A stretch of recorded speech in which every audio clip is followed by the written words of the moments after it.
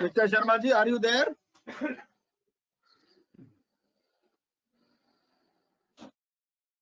Very good evening, sir. Very good evening, ji. Just allow me a second. Just allow me a second, please. Okay, okay, please.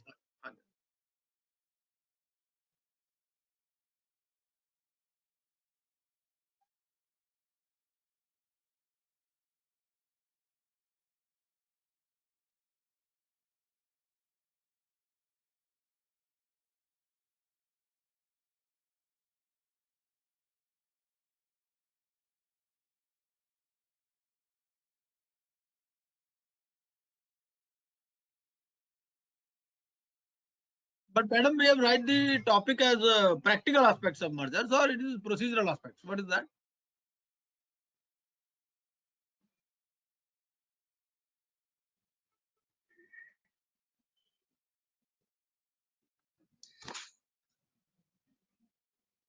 Very good evening to all of you. Very good evening, Am I madam. audible? I have already given a brief introduction of yours. It was already with me. Or the topic for today is procedural aspects or practical aspects of merger. We will go with both of the things. We will start with the procedural aspect and we'll move on to the practical one. Reason being, as I've been with Srinagar Study Circle for quite long now, and I'm highly obliged that you have given me this opportunity to address this webinar as well. So before moving forward, as most of the members in the circle know me well, and I know them, many of them well, I'll just, as you people are aware, my session are very interactive. And due to this, you can say due to this pandemic and all, we have to move to the webinar kind of a model. Although I always love to be on stage rather than being on the computer, in front of the computer screen.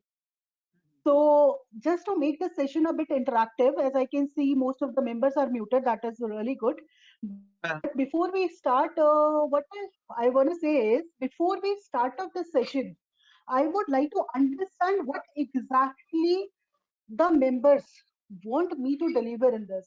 Because see, merger पढ़ा हम सबने है, procedural aspect या फिर शायद सबको मेरे से better आती होगी. But when it comes to the practicality, the thing is totally different. The things are totally different, and there is a sea change in the practical aspect when we go for the merger. और हम लोगों को जब भी हम लोग किसी client के पास जाते हैं तो बट आई फील लाइक कि हमें मोस्ट इम्पॉर्टेंट ये होता है कि हम वो कन्विंस कर पाए, हमें वो सारी चीजें पता हो जो प्रैक्टिकली उस मर्जर में होती है rather than theoretically, because we have to advise our clients. जैसा कि मेरा पास्ट का एक्सपीरियंस है सर्कल के साथ, मैक्सिमम जो मेंबर्स हैं they are from the practicing background. Yes, that is so from the practicing background, and I'm also being a practitioner in this session today, what I have planned is I will give a bit highlight of the procedural aspect and then we move on to the practical one. Madam, we would request you, madam, we would request you to take up this IBC angle also, if possible.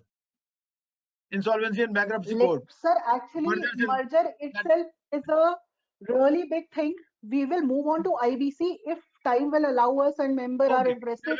We will definitely go for that. That's not an issue at all. But before moving forward, as I have already mentioned, I believe few people are still to join. और एक बार actually अगर वो हो जाएगा miss तो link नहीं बैठ पाएगा. If you permit, let's just wait for 5 to 10 minutes. What say? नहीं मैडम, ऐसा है. I think we should. There are already enough people. 62 people are already there. Okay, perfectly. So I think this is a good number. हाँ, तो please let us start now. हाँ जी, हाँ जी. Sure. Let's I think one thing. I have already introduced the speaker, and she is not a new face for us. She has already been with us for quite a number of times. Definitely, she is a very good speaker on different topics of Companies Act and secretarial issues. Today we have the topic of procedural and practical aspects of mergers, and we would like to have some insight into IBC issues also, if time permits. So with this, over to CS Richa Sharma ji, please. Please, Thank you madam, so much, sir. 67 people are already there. I think this is sufficient number, but let people join. Yeah.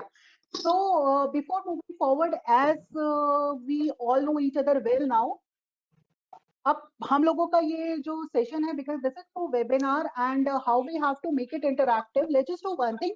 Let's just start writing the things in comment box, because जैसे मेरे हर session का basic मोटो होता है कि and में जय माता दी बोल के कोई नहीं जाना चाहिए. एटलीस्ट अगर हम लोग आज साथ इस पे टाइम स्पेंड कर रहे हैं तो at least by the end of the session we should able to sell a merger to our clients at the first place. Procedural practical सारे एस्पेक्ट करेंगे, but I just want to understand from the audience how they want to move for this. They want to look it from the perspective of the practical aspect more or the procedural one. Don't ask me for the both, because I will focus on the one issue more, because it is a time consuming process. So I just it is just for participation. Otherwise I could have started, but it is just for participation. Like I'm just waiting in the chat box. Anjali ji ने लिखा है practical. Okay, Anjali ji ने लिखा है practical. I am waiting for few और members because there are 71 members, which is, as Gupta ji is saying, is a very good number. So we have to at least have someone who is writing, because थोड़ा सा तो I too want कि आप लोग भी थोड़ा सा मेरे साथ साथ मेहनत. Keep inculcating you people as well. Sir आप तो लिखिए कम से कम, ऑल्दो आपका अपना माइक ऑन है, but still I want you to write there ki what exactly you people think, how should we move forward.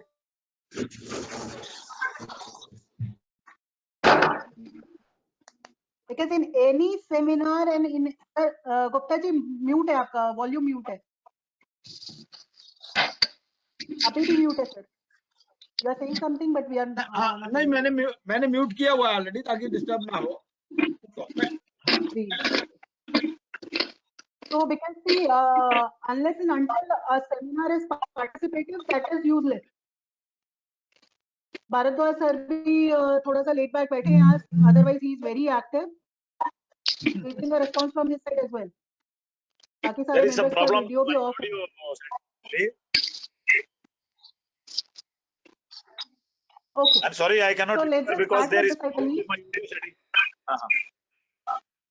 let's just start with the topic, because I believe members are not in the mood to write or anything. At least open up your videos. At least I can see someone, because this will be like delivering to posts. At least open up the videos of the participants. I request every participant not to open the mic, but at least open up your videos. At least we can, even if we are not on the dais or we are not meeting practically, at least we can see each other. सब लोग log in करके चले गए क्या sir? नहीं, ऐसा नहीं है जी. वो क्या होता है, ऐसा नहीं है. फिर क्या होता है, कोई लोग अपने घर पे बैठे हैं, वो वीडियो ऑन नहीं करना चाहते, इश्यूज रहते हैं जी. ये बात है. Okay, no worries at all. No worries at all. Okay, let's just start with the topic. As sir has already given a brief about that, this is about the mergers, procedural and practical aspect of a merger. Basically आपने देखा होगा कि कुछ time से consolidation is a new norm. आज की तारीख में हर कोई कंसोलिडेशन करना चाहता है, चाहे फिर वो पेनल्टीज की वजह से हो, चाहे उसका कोई भी और रीजन हो, या फिर बहुत सारी ऐसे सिनर्जीज हैं जिसकी वजह से कि लोग कंसोलिडेशन की तरफ काफी ज्यादा आ रहे हैं, जिसकी वजह से merger is a hot trending thing nowadays. तो टू स्टार्ट विद, मर्जर क्या होता है, कैसे होता है, ये मैक्सिमम डेफिनेशन, बाकी चीजों में we won't get into that much, because definition या बाकी चीजें तो people are already aware. So we will straight away, I would request someone, if any of the member can give us a brief about what they understand about a merger, then I'll give an insight on that. No one is participating today. No worries. Okay. So basically, जब merger initially शुरू हुआ था Companies Act में नए, उसके बाद आप लोगों ने भी देखा होगा कि वो give to this. Now the merger has been made in two forms. जो हम लोगों का ट्रेडिशनल मर्जर हुआ करता था, हाई कोर्ट के पास जो होता था, उसमें कई सारा टाइम, कई सारे साल निकल जाते थे. तो मिनिस्ट्री ने एज ऑफ डूइंग बिजनेस कह लीजिए या चीजों को प्रोसीजरल एस्पेक्ट को थोड़ा सा ठीक करने के लिए they have now come up with NCLT, as you are aware, which is obviously bit faster than the traditional high courts wherein the jurisdiction of the merger was earlier lying.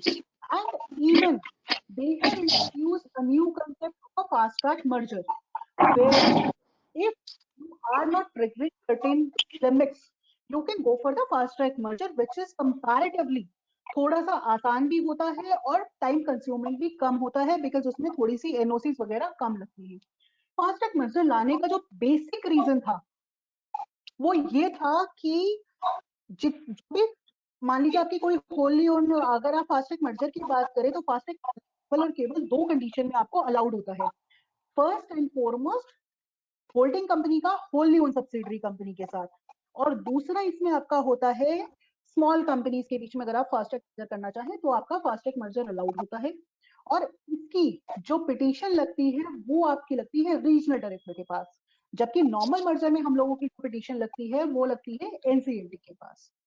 Basically fast track merger का जो basic purpose था वो ये था कि जहां पे हम लोगों को प्रोसीजरली होल्डिंग और subsidiary company are one and the same, they are doing in the same manner, या कोई वो जो बहुत छोटी कंपनीज हैं उनके ऊपर जो कॉस्ट बर्डन्स हैं या जो बाकी बर्डन्स हैं वो ना पड़े, इसके लिए ही फास्ट ट्रैक मर्जर को इंट्रोड्यूस किया गया। Now we will move forward a bit toward the modes of merger. Merger और अमाल्गमेशन किस तरह के होते हैं और इनमें क्या डिफरेंसेस होते हैं। First and foremost is your horizontal merger. Horizontal merger क्या होता है?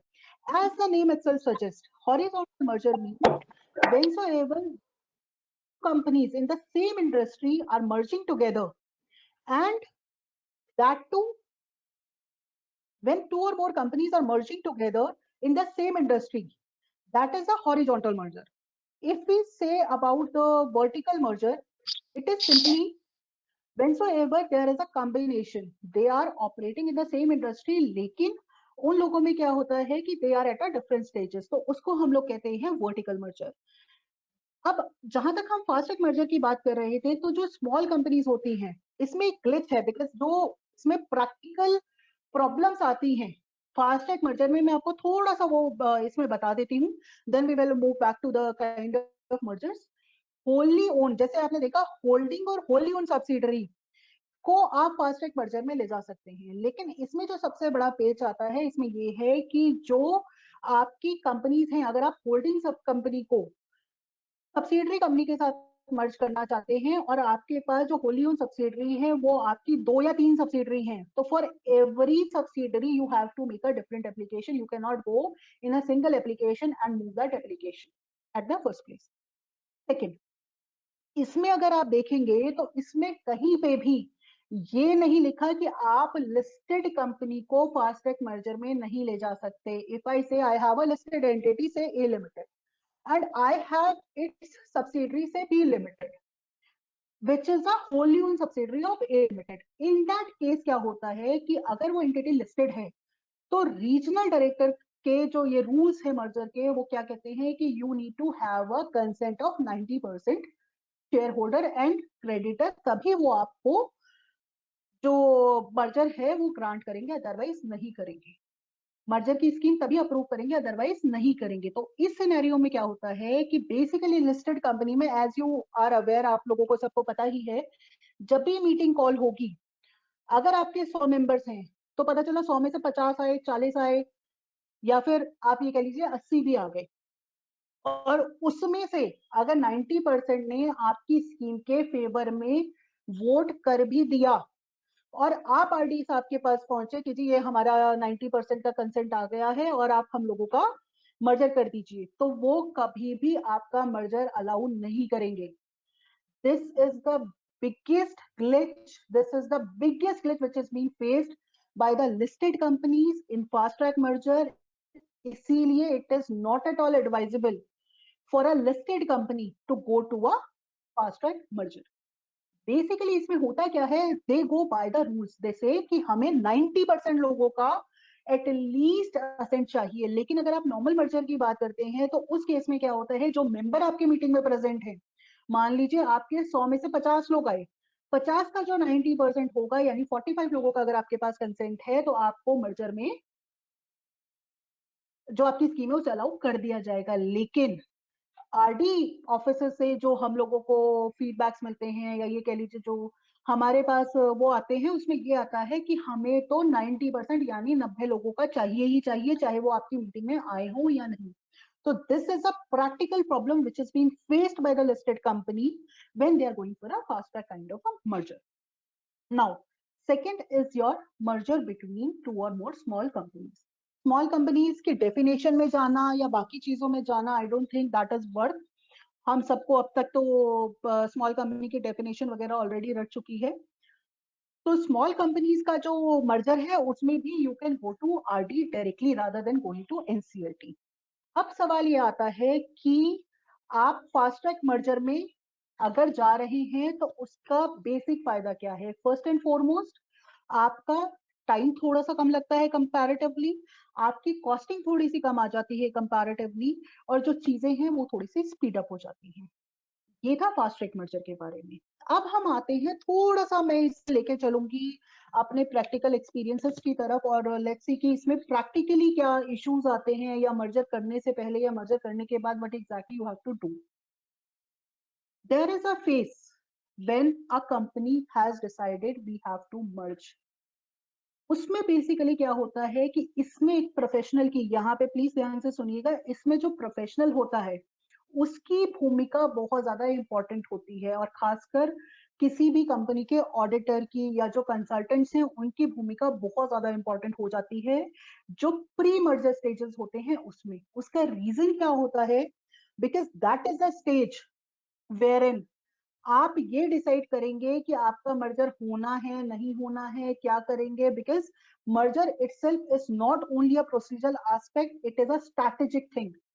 हम छोटी कंपनियों की भी बात करें तो वहां पे भी बहुत सारी स्ट्रैटेजीज ऐसी होती हैं which you have to follow, which you have to go through just to get the companies merged. If I talk about the pre prep, कि आपको पहले से क्या प्रिपरेशन करनी पड़ेगी, या आपको क्या चीजें देखनी पड़ेगी, या आप किस कंपनी को सजेस्ट करें कि हमें मर्जर करना चाहिए या नहीं करना चाहिए या क्या करें। तो उस केस में बेसिकली होता क्या है कि अगर मैं बात करूं प्री प्रेप की, तो फर्स्ट एंड फॉरमोस्ट ये है कि आप मर्जर करना क्यों चाहते हैं। जैसा कि हमने अभी रिसेंटली देखा कि बहुत सारे कंपनीज कंसोलिडेटिंग मूड में है। कंसोलिडेशन का बेसिक पर्पस क्या होता है, first and foremost is the cost saving. Because पहले क्या ट्रेंड होता था कि कोई भी, अगर if I talk about the normal lala business kind of entity, और you can say family owned kind of a business और family run kind of a business, उसमें क्या होता था, हम सबने देखा है कि एक एक ग्रुप में कम से कम 100 50 150 कंपनियां होती थी। बट जैसे जैसे कंप्लाइंस के बर्डन्स और जैसे जैसे कंप्लाइंस की कॉस्ट बढ़ती जा रही है, now everyone is thinking for a consolidation.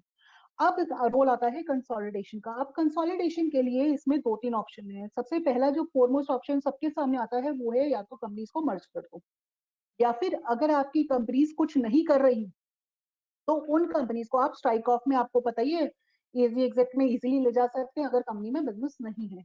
हमें सबसे बेसिक प्रॉब्लम कहाँ पे आती है, जहां आपकी कंपनी के पास हो या तो कोई असेट, या फिर हो आपके पास कोई लैंड बैंक, या फिर आपके पास कोई ऐसे लॉसेस या डेप्रिसिएशन या कोई भी ऐसी चीज होती है जिसका फायदा आपको लॉन्ग रन में मिल सकता है, बट केवल उसकी वजह से आप उस कंपनी को चलाना नहीं चाहते। तो इस केस में क्या होता है, we will discuss it one by one. If I talk about the strategic part, let's start with the company which is supposedly I have a company A and a B. Company A और B में दोनों में land है. Now they want to transfer the land of company B in the name of A because they don't want to run company B. वो company B चलाना ही नहीं चाहते because उसमें कोई business नहीं है, केवल एक land का piece पड़ा है जिसकी वजह से वो company उन्हें जबरदस्ती चलानी पड़ रही है।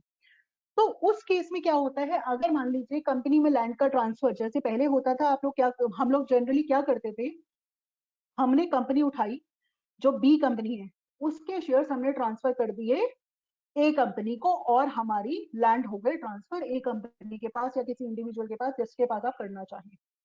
इसमें क्या होता था, पहले this procedure was very easy. आपने लैंड ट्रांसफर करनी है, आपने फेस वैल्यू पे शेयर ट्रांसफर किया, आपका काम हो गया, आपकी लैंड ट्रांसफर हो गई। लेकिन जब से वैल्यूएशन के रूल्स आए हैं और जब से ये कहा गया है कि आपको अपने शेयर की वैल्यूएशन निकाल के ही आप शेयर ट्रांसफर कर सकते हैं, बिना वैल्यूएशन के आप शेयर ट्रांसफर नहीं कर सकते, तो आज की तारीख में उस लैंड की वैल्यू उस शेयर की वैल्यू में ऐड हो जाती है, जिसकी वजह से जो शेयर की वैल्यू है वो इतनी ज्यादा बढ़ जाती है कि उतने में तो आप नॉर्मली भी अपनी जो लैंड है उसे सेल या परचेज कर सकते हैं। तो अब अगर लैंड है तो अब दूसरा क्या करें, बिकॉज शेयर ट्रांसफर करना तो हमारे लिए पॉसिबल ही नहीं है, बिकॉज उतना पैसा अगर हमें लगाना ही होगा तो दैट इज यूजलेस। तो उस केस में कंपनी क्या करती है, कंपनी नॉर्मली करती है कि okay let's just go with the consolidation, हम मर्जर कर लेते हैं। मर्जर करने से क्या होता है, जितनी भी लैंड बैंक या मान लीजिए कोई आईपीआर या कोई और एसेट आपकी कंपनी में पड़े है, वो आपकी नई कंपनी, जिस कंपनी में आप मर्ज हो रहे हैं उस कंपनी में चली जाती है। ये तो हो गई पहली चीज कि जो आपके ट्रांसफर की कॉस्ट थी वो आपकी बच गई। अच्छा, तो क्या केवल ट्रांसफर की कॉस्ट या फिर लैंड सेल परचेज की जो कॉस्ट है उसी की वजह से ये है, या फिर इसका कोई और फायदा है? मर्जर का सबसे मेजर रोल जो आता है वो आता है स्टैंप ड्यूटी पे। लैंड आप ट्रांसफर करने जाएंगे, जब भी किसी और कंपनी को बेचेंगे तो उसमें स्टैंप ड्यूटी लगती है।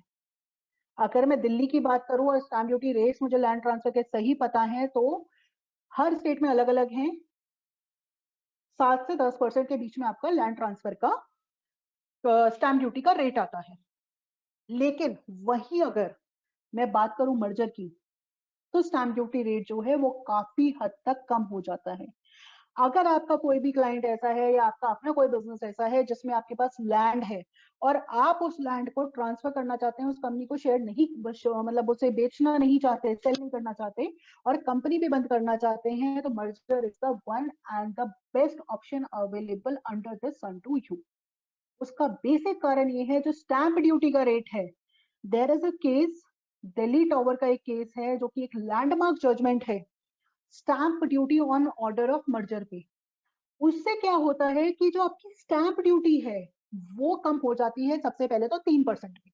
आपकी जो 7 से 10% के बीच में स्टैंप ड्यूटी आ रही है, ये state as every one of us are aware कि stamp is a state matter. तो अभी जो मैं बात कर रही हूँ, हम दिल्ली के बारे में बात कर रहे हैं, हर स्टेट की अलग अलग थोड़ा सा रेट में वेरिएशन है। अगर मैं दिल्ली की बात करूं तो दिल्ली में जो मर्चेंट पे स्टैंप ड्यूटी लगती है वो लगती है 3%।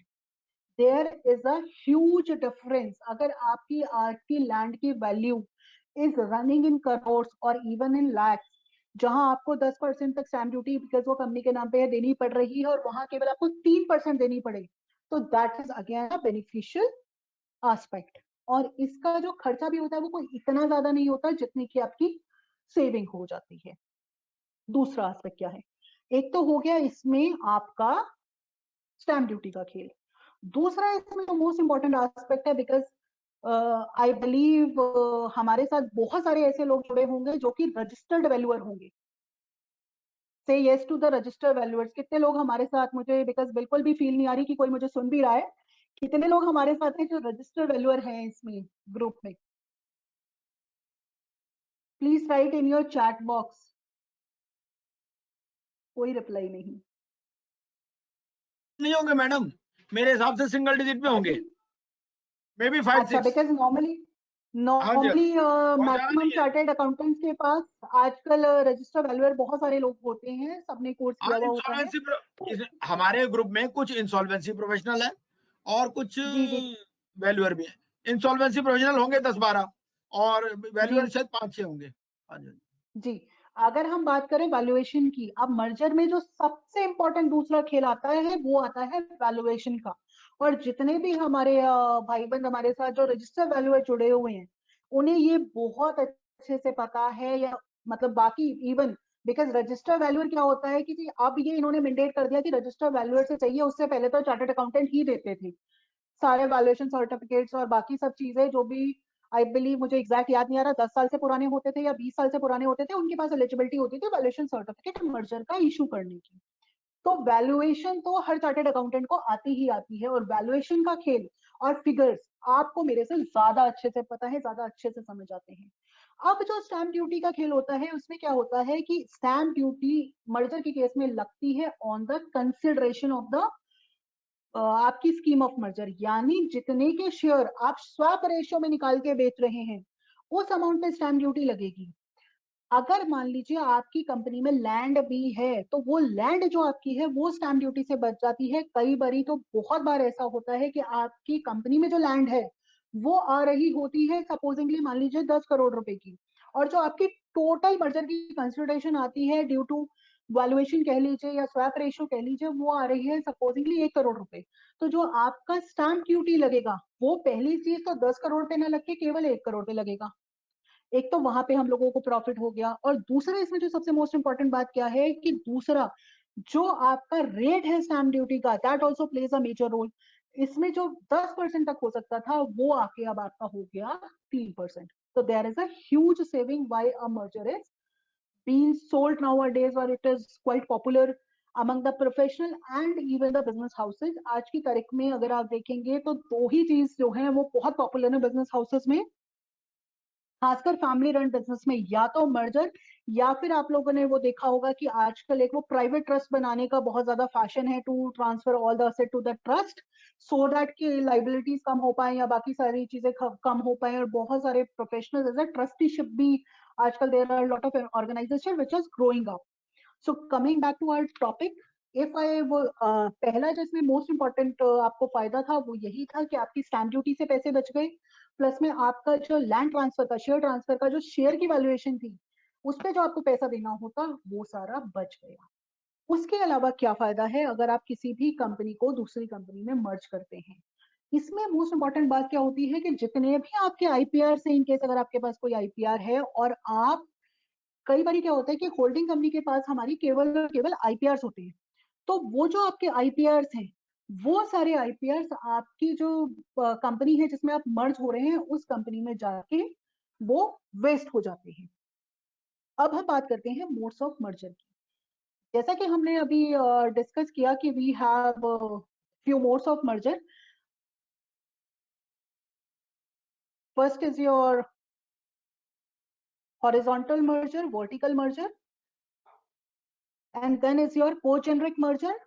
हॉरिजॉन्टल और वर्टिकल हम ऑलरेडी डिस्कस कर चुके थे। को-जेनरिक मर्जर क्या होता है? को-जेनरिक मर्जर बेसिकली क्या होता है, supposedly if I take an example of McDonald's, अगर मान लीजिए मैकडॉनल्ड्स इज अ कंपनी जो कि बर्गर बना रही है, को-जेनरिक मर्जर क्या होता है कि शायद आपका जो प्रोडक्ट है, आप सेम बिजनेस में नहीं है, आप सेम बिजनेस एंटिटी में नहीं है, लेकिन आप क्या करते हैं, आप उन एंटिटी को टेक ओवर कर लेते हैं जो कि आपके मेन प्रोडक्ट में यूज होती हैं। सपोजिंगली मैकडॉनल्ड्स एक बर्गर बनाता है और उसने कोई ऐसी एंटिटी को टेक ओवर कर लिया जो कि आपके फ्राइज, जो रॉ फ्राइज हैं वो देती है या बन टिक्की बनाती है या कुछ भी ऐसा करती है। तो दीज आर द को-जेनरिक मर्जर्स, जिसमें कि आपके फाइनल प्रोडक्ट में जो भी और प्रोडक्ट यूज हो रहे हैं उनकी आप जो एंटिटीज होते हैं उसे टेक ओवर कर लेते हैं।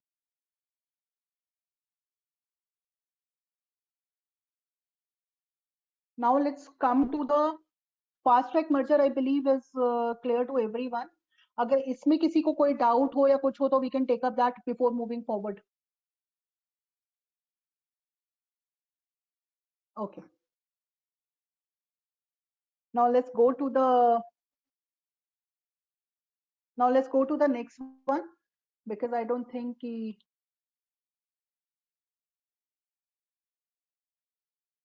think there is any query we have in this regard। So moving forward to the normal merger। Basically होता क्या है, अगर हम बात करें, ये तो बात हुई हमारे फास्ट ट्रैक मर्जर के बारे में, अगर हम बात करते हैं नॉर्मल मर्जर्स के बारे में, इन केस अगर मान लीजिए आप एक एनसीएलटी रूट के थ्रू या फिर आप नॉर्मल, जैसे पहले क्या होता था कि हाई कोर्ट में होते थे ये मर्जर और अब इसको रूट कर दिया गया है एनसीएलटी के थ्रू। अगर आप एनसीएलटी के थ्रू मर्जर कराने चाहते हैं तो इसके पहले let's start with the procedural aspect, because जो प्रोसीजरल एस्पेक्ट हैं वो हम सबको पता भी हैं और बहुत जेनरिक से होते हैं।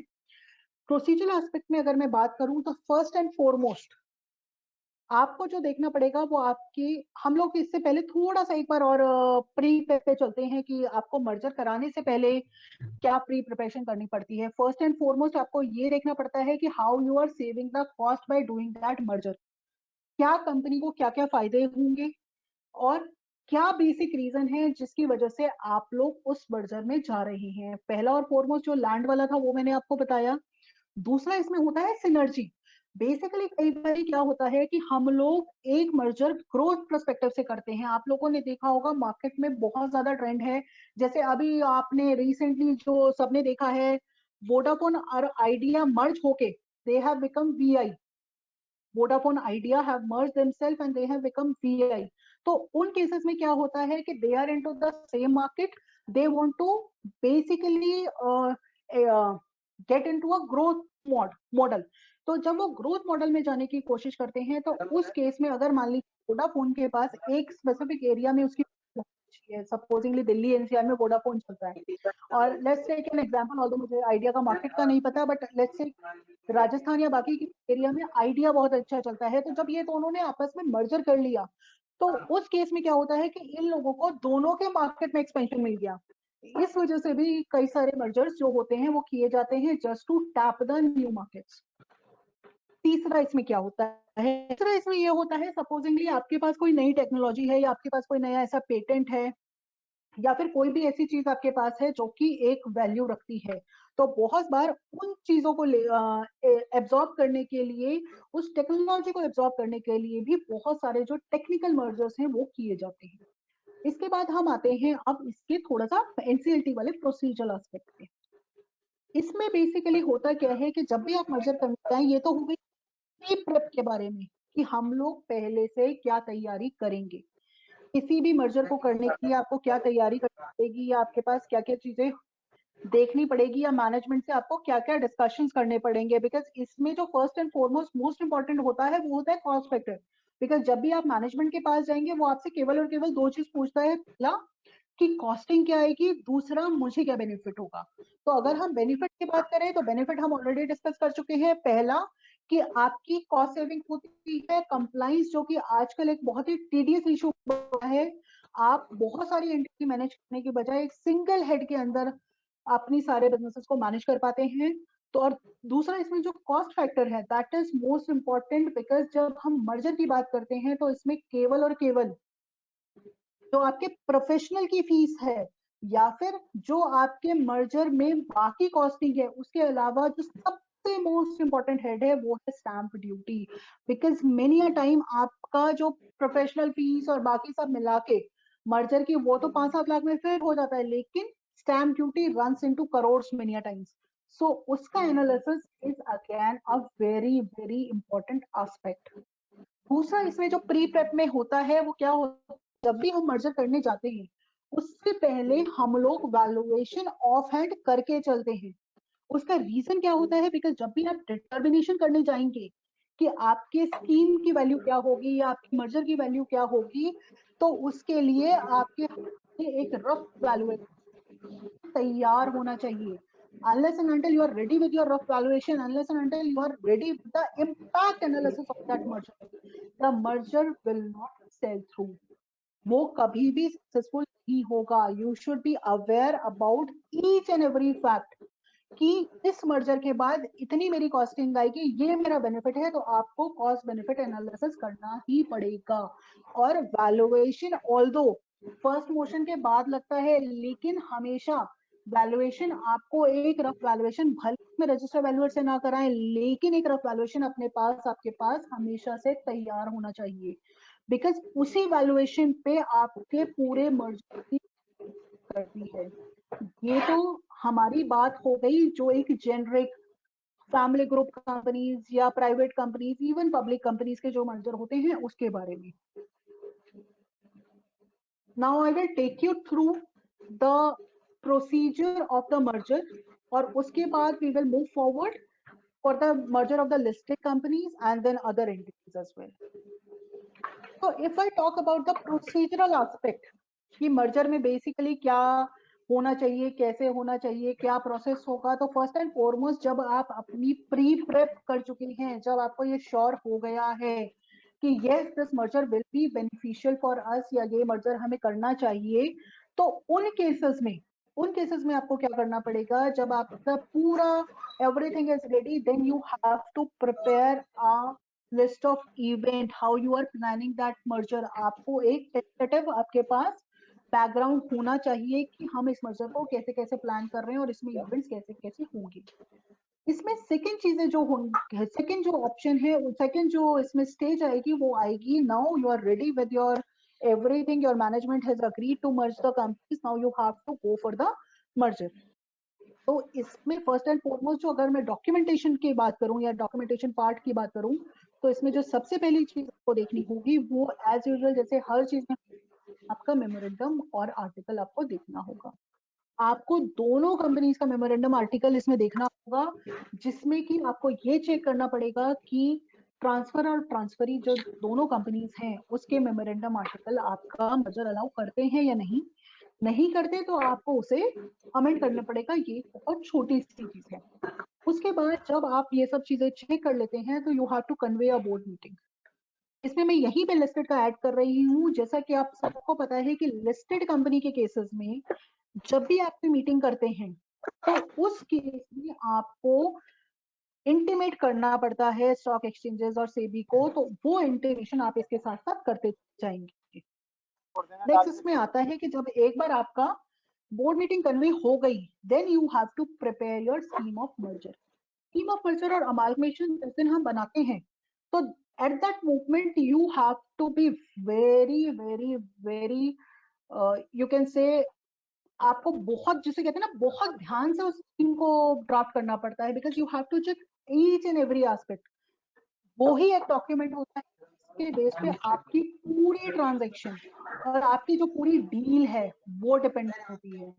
बिकॉज अगर आपकी वो जो स्कीम है वो वेल ड्राफ्टेड नहीं है, या उसमें कोई लूप होल रह गया, या कोई चीज छूट गई, या कुछ ऐसा हो गया, तो आपका जो पूरा मर्जर का एक आप सिनेरियो लेके चले थे वो थोड़ा सा उस पर कहीं फर्क पड़ जाता है। तो अगर अब मैं बात करूं तो ड्राफ्ट की, तो ड्राफ्ट में जो बेसिक चीजें आपको चाहिए वो मोस्ट इम्पोर्टेंट तो ये है कि आपकी मर्जर आप क्यों करना चाहते हैं। It is a set pattern जिसमें आपको बेसिकली ये देना होता है कि आप मर्जर जो करना चाहते हैं उसके बेसिक कारण क्या है, मर्जर से आप क्या अचीव करेंगे, और कुछ जेनरिक इसमें एफिडेविट्स वगैरह लगते हैं कि जैसे किसी की जॉब नहीं जाएगी एंड ऑल दैट, वो एफिडेविट इसमें आपको लगानी है। That is a process thing, तो let's not get into that, let's come back to the practical thing. इसके बाद इसमें मोस्ट इंपॉर्टेंट क्या होता है, मर्जर में आपके पास जब स्कीम लगाते हो, आप फर्स्ट मोशन स्कीम लगाते हैं, तो आपके पास दो ऑप्शन होते हैं। Either you have to go in the first motion for the dispensation of the meetings of creditor and shareholder। अब यहाँ पे आता है कि अगर मुझे डिस्पेंसेशन कराना है तो मैं डिस्पेंसेशन क्यों कराऊं, या फिर अगर मैं डिस्पेंसेशन नहीं कराता तो क्या हो। अगर आप मीटिंग का डिस्पेंसेशन नहीं कराते, then you have to conduct the meeting of shareholders and the creditors and the class of shareholders of the company।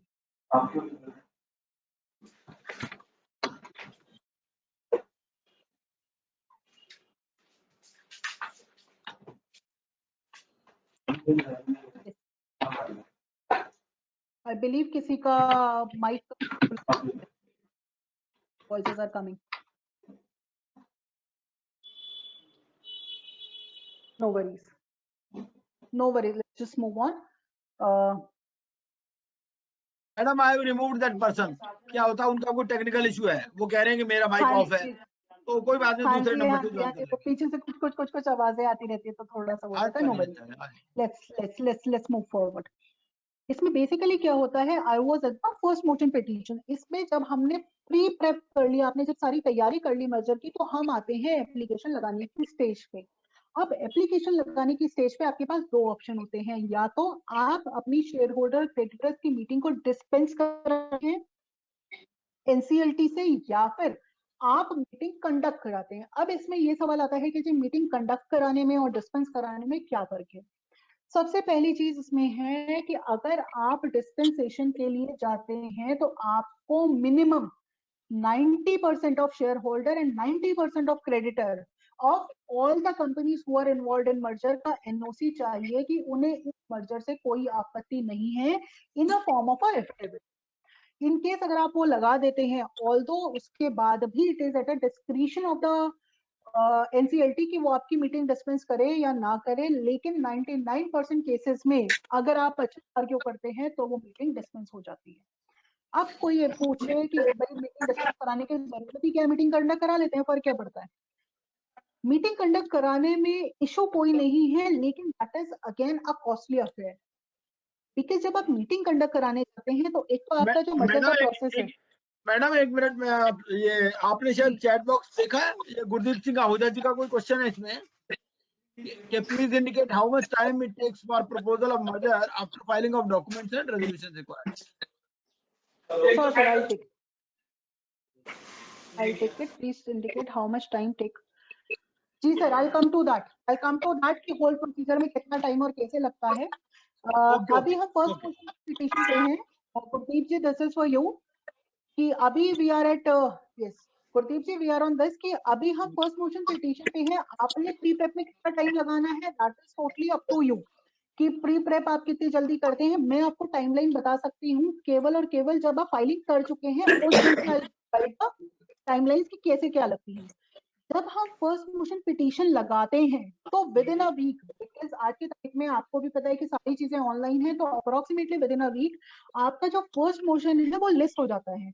अभी जो हम बात कर रहे थे dispensation of share holder meetings की, उसमें डिस्पेंसेशन अगर आप नहीं लेते हैं 1% तो डिस्पेंसेशन ना लेने की वजह से भी आपका जो मेजर है वो 1.5 से 2 महीने ज्यादा एक्सटेंड हो जाता है। और प्लस में उसकी जो कॉस्टिंग है, कॉस्ट पे भी एक भारी इंपैक्ट आता है और उसकी कॉस्टिंग बढ़ जाती है।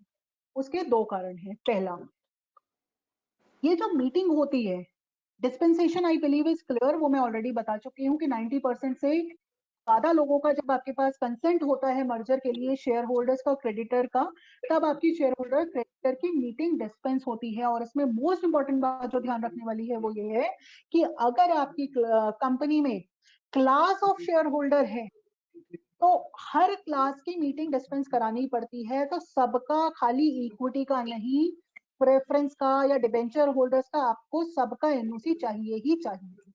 सेकंड उस पे आते हैं, अगर आप मीटिंग कंडक्ट कराते हैं तो उस केस में क्या सिनेरियो होता है। इसमें जिस दिन आपकी फर्स्ट मोशन एप्लीकेशन लगेगी उस दिन क्या होगा कि आप मीटिंग के लिए आप एनसीएलटी से प्रे करेंगे, बिकॉज हम लोगों के पास 90% की कंसेंट नहीं है, तो we want to conduct the, आप हमें डायरेक्शन दीजिए कि हम मीटिंग कंडक्ट करते हैं।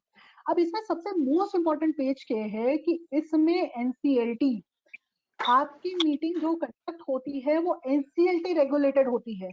एनसीएलटी डायरेक्ट करती है मीटिंग कंडक्ट करने के लिए, और मीटिंग में वो चेयरमैन, ऑल्टरनेट चेयरमैन और स्क्रूटनाइजर अपॉइंट करती है, जिसकी कॉस्टिंग अपने आप में हर स्टेट वाइज अलग अलग है। दिल्ली की बात करूं तो अप्रोक्सीमेटली 2.5 लाख से 4.5 लाख के बीच में केवल और केवल वो फीस आती है, जो कि मीटिंग कंडक्शन की फीस है। उसके बाद क्या होता है, जिस दिन आपकी फर्स्ट मोशन लगी उससे मिनिमम 30 डेज बाद का आपको टाइम मीटिंग कंडक्ट कराने का। और उसके बाद मीटिंग कंडक्शन के बाद चेयरमैन रिपोर्ट सबमिट करने का, और स्क्रूटनाइजर चेयरमैन को रिपोर्ट सबमिट करता है, और चेयरमैन जो एनसीएलटी को रिपोर्ट सबमिट करता है उसमें भी 15 दिन का टाइम होता है। तो अप्रोक्सीमेटली जो आपका फर्स्ट मोशन पास हो जाना चाहिए था on the very first date when you have a dispensation, वहां पे वो महीने का टाइम जो है वो आपका खिंच जाता है और आपको अप्रोक्सीमेटली फर्स्ट मोशन पास कराने में 1.5 से 2 महीना लग जाता है। This is practically how it works. उसके बाद क्या होता है, जब आपका एक बार फर्स्ट मोशन पास हो गया, मान लीजिए अगर हम डिस्पेंस ऑफ कराते हैं तो फर्स्ट हेयरिंग में हो जाता है। अगर हम डिस्पेंस ऑफ नहीं कराते तो जब भी आपकी चेयरमैन रिपोर्ट या बाकी सारे डॉक्यूमेंट जो है, मीटिंग कंडक्ट होगी, मीटिंग में आपके सारे क्रेडिटर शेयर होल्डर को बुलाया जाएगा, और उसके बाद जब चेयरमैन अपनी रिपोर्ट सबमिट करेगा, अगर उसमें 90% लोगों की, यहाँ पे अब एक पेज, यहाँ पे एक और है, बहुत सारी कंपनीज मीटिंग कंडक्ट कराती हैं। जैसे लिस्टेड कंपनीज में ये ऑप्शन नहीं होता कि मीटिंग ना कंडक्ट कराई जाए, उसमें मीटिंग कंडक्ट करानी ही पड़ती है, क्योंकि आप 90% शेयर होल्डर की एनओसी ला ही नहीं सकते। लेकिन इसमें मोस्ट इंपॉर्टेंट बात क्या है, जैसे कि मैंने आपको फास्ट ट्रैक मर्जर में बताया था, फास्ट ट्रैक मर्जर के केस में तो आपको 90% की एनओसी चाहिए ही चाहिए out of the total member. 100 member है तो 90 की चाहिए चाहिए। लेकिन अगर आप एनसीएलटी के थ्रू जाते हैं तो अगर आपके 100 मेंबर हैं और मीटिंग में केवल 10 मेंबर आए हैं, तो उन 10 में से केवल और केवल 9 मेंबर्स की आपको एनओसी चाहिए। ऑल्दो जो फर्स्ट मोशन का आपका ऑर्डर आता है, उस ऑर्डर में मिनिमम कोरम लिखी जाती है एज पर द मेंबर की। मान लीजिए अगर 100 मेंबर है तो मिनिमम 5 आती है, उसमें से 90% का चाहिए। तो दिस इज द रीजन कि बहुत सारी केसेस में स्ट्रैटेजिकली आपको मीटिंग कंडक्ट करानी ही पड़ती है। अब हम आते हैं कि एक बार हमारी मीटिंग कंडक्ट हो गई या फिर डिस्पेंस हो गई और तो ऑर्डर है, वो ऑर्डर आपके हाथ में आ गया। उस ऑर्डर के बाद क्या होता है, द सेकेंड स्टेज इज,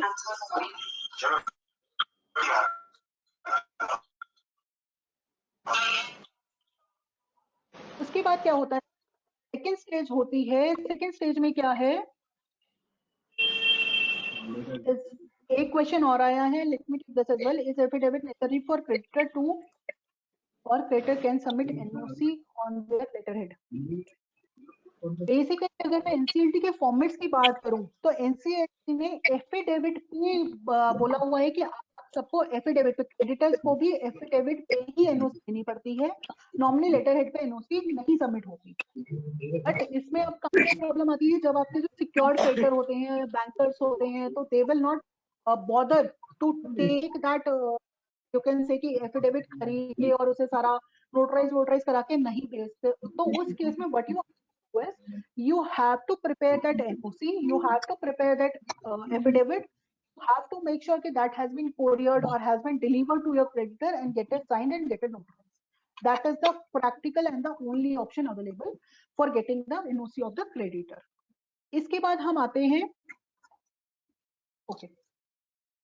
इसके बाद हम आते हैं इसके सेकेंड एस्पेक्ट पे। अब हमारी जो फर्स्ट मोशन पिटीशन है वो ऑलरेडी पास हो चुकी है, आपको डिस्पोजल या फिर क्रेडिटर की मीटिंग का और शेयर होल्डर की मीटिंग का अप्रूवल मिल चुका है।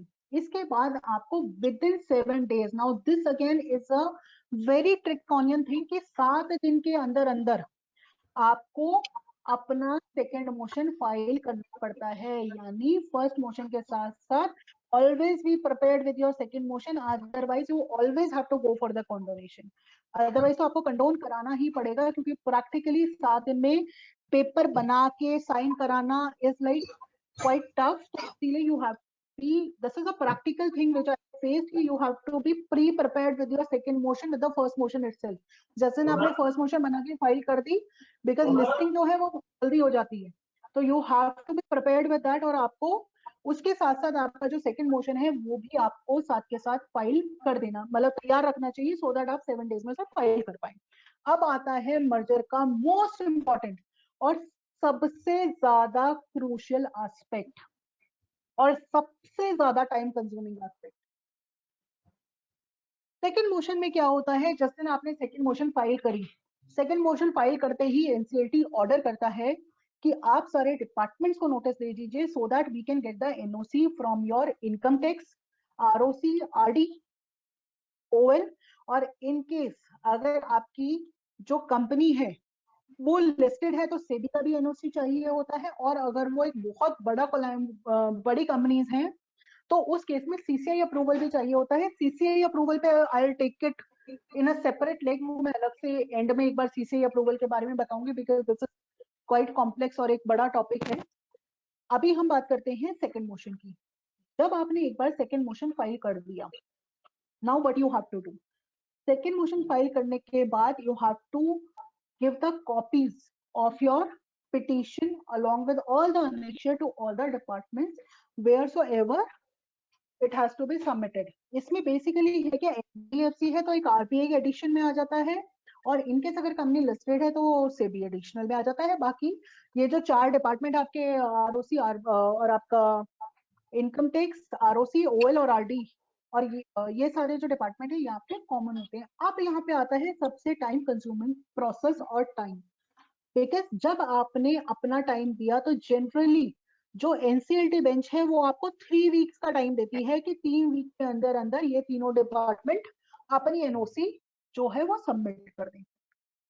इसके बाद आती है भागा दौड़ी एनओसी की, बिकॉज जब आप सारी पिटीशन जाके जमा कराते हैं या आप सर्व करते हैं सारे डिपार्टमेंट्स में, तो उसके बाद हर डिपार्टमेंट आपको एक क्वेरी लेटर भेजेगा, और जनरली हर डिपार्टमेंट का जो क्वेरी लेटर होता है वो एक स्टैंडर्ड फॉर्मेट पे होता है। स्टैंडर्ड फॉर्मेट का क्वेरी लेटर होता है, you have to reply that, but there is a huge liaisoning involved in this, there is a huge liaisoning which is involved in this process, जिसमें कि आपको आपका एनओसीज लेने होते हैं। और इसमें बेसिकली होता क्या है, OL is a stand alone body, OL का एनओसी आपको मिल जाता है, लेकिन ROC and RD are interconnected.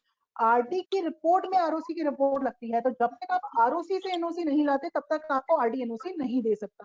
तो इस केस में you have to liaison with ROC to get NOC submitted to the regional director, so that regional director can further give the NOC.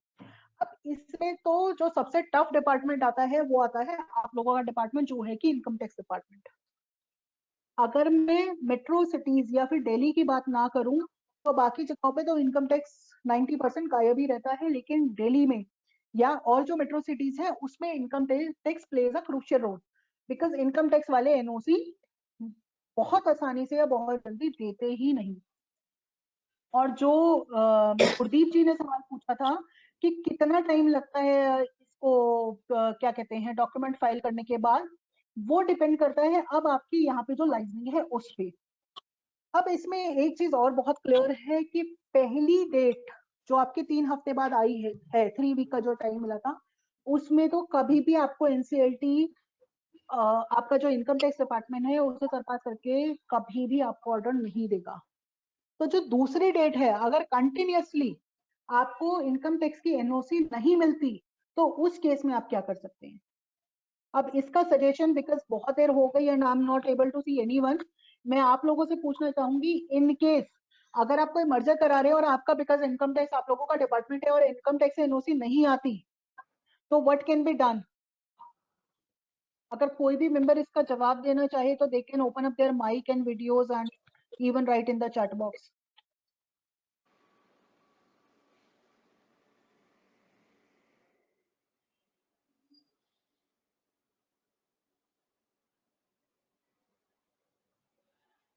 आज तो सर लगता है सारे लोग, मतलब no one is listening at all.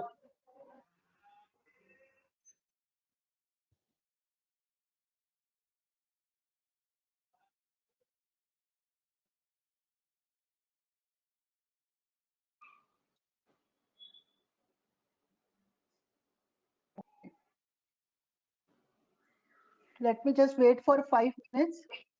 At least someone can write in the chat box because ऐसे तो it is.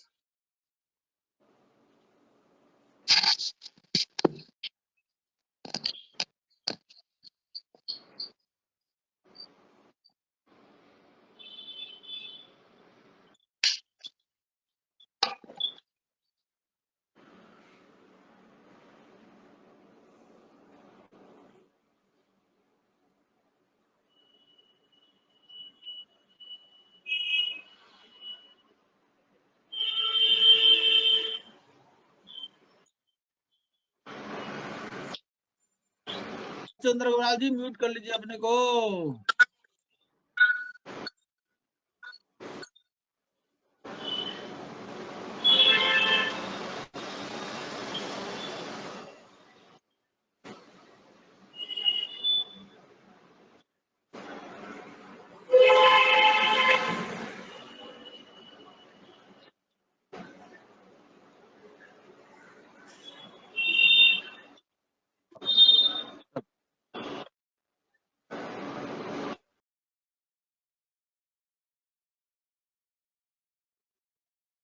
हटा दिया मैडम कैलाश चंद्रगोपाल जी को। एक्चुअली क्या होता है ना, कई बार इनको ही खुद ही समझ में नहीं आता कि हमारी आवाज आ रही है या कुछ प्रॉब्लम है, वो दिक्कत है। ये थोड़ा ऑनलाइन में इश्यूज आते ही हैं, क्या करें। उनका भी कसूर नहीं है, वो ये नहीं कि वो जानबूझ के शोर कर रहे हैं, तो उनको ऐसा हो जाता कई बार।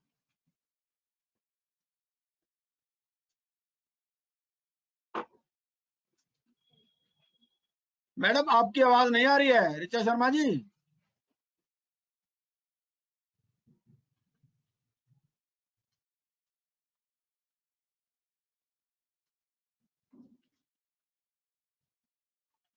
ऋचा मैम का सिस्टम डिस्कनेक्ट हो गया, वो भी रिकनेक्ट कर रही हैं, ऑडियो से कनेक्ट नहीं कर पा रही मैम।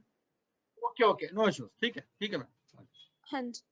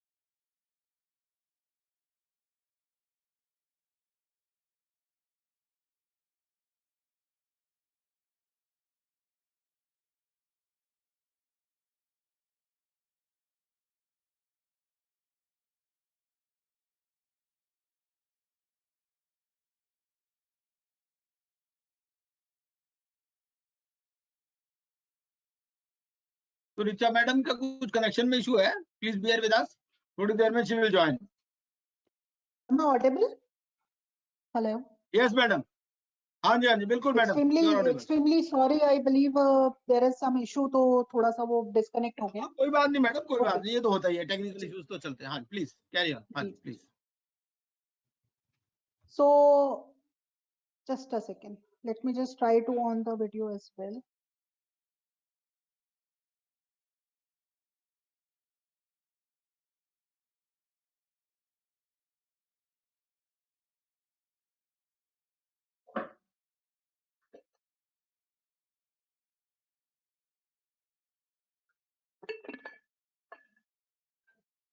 हाँ जी, तो we were at the second motion. Now you are visible as well as audible. हाँ जी। Yes, I can see that in front of. Okay. जी। हाँ जी, okay. हाँ जी, so मैं थोड़ा सा मिस कर गई, कहाँ पे थे? We were at the second motion petition. हम लोग थे उस पे कि जब आपका सेकेंड मोशन जो पिटीशन है वो ऑलरेडी एडमिट हो जाता है, और एडमिट होने के बाद you have to go to the departments to seek the NOCs. जब आप एनओसीज लेने जाते हैं तो then again it is a very crucial task, जहाँ पे कि आपको बहुत ज्यादा लाइसनिंग की जरूरत पड़ती है, और जो आपके डिपार्टमेंटल क्वेरीज होती हैं उनका रिप्लाई अपने आप में is again a tricky process, because जब आप उनका रिप्लाई प्रिपेयर करते हैं तो उस पर डिपेंड करता है कि आपका एनओसी जो है वो कितनी जल्दी आएगा। अब हम आते हैं वापस गुरदीप जी के सवाल पे। तो गुरदीप जी, अगर मैं नॉर्मली बात करूं, अगर आप डिस्कस कराते हैं अपनी मीटिंग, तो एक मर्जर जो हम लोगों ने अपने अभी तक के करियर में सबसे जल्दी फिनिश किया है, that took us around 4 to 5 months। 5 months की अप्रोक्सीमेटली खत्म हो जाता है, provided that you got your NOCs from the creditor and share holder, और आपकी जो मीटिंग है वो डिस्पेंस्ड ऑफ है, और उसके साथ साथ आपकी जो डिपार्टमेंटल एनओसी है वो आपकी टाइम पे आ गई है। This is I am talking about the Allahabad and other cities, जहाँ पे कि एनसीएलटी में आपका इनकम टैक्स के एनओसी की इतनी ज्यादा वेटेज नहीं होती और सरपास कर दिए जाते हैं ऑर्डर्स। अगर मैं बात करूं दिल्ली एनसीएलटी की, तो इनकम टैक्स के एनओसी की वजह से ही मिनिमम आपकी 2 से 3 हियरिंग जाएंगी ही जाएंगी, और प्रैक्टिकली इनकम टैक्स का एनओसी बहुत कम केसेस में है जहाँ के भी आता है। अब सवाल ये आता है कि 1% अगर मेरे पास इनकम टैक्स का एनओसी नहीं आया तो मैं क्या करूं? अगर मेरे पास इनकम टैक्स का एनओसी नहीं आया तो उस केस में what we have to do कि आपको एक एनालिसिस अपना क्रिएट करना पड़ेगा, और आपको एनसीएलटी के आगे again you have to submit an affidavit stating that कि इन केस फ्यूचर में अगर कोई भी इश्यूज आते हैं या कोई भी लाइबिलिटी अराइज होती है या कुछ भी अराइज होता है, we have already mentioned, because जैसे मैंने आपको बोला था कि स्कीम ड्राफ्ट करते हुए भी you have to be very careful. जब आपने वो स्कीम ड्राफ्ट करी उस टाइम पे भी you have to be very careful कि आपके सारे पॉइंट्स कवर हो। उसमें ये लिखा होना चाहिए कि अगर कोई भी ऐसा बाद में डिमांड या कुछ आती है तो जो हमारी कंपनी बचेगी जिसमें हम मर्ज हो रहे हैं, that company will bear the cost.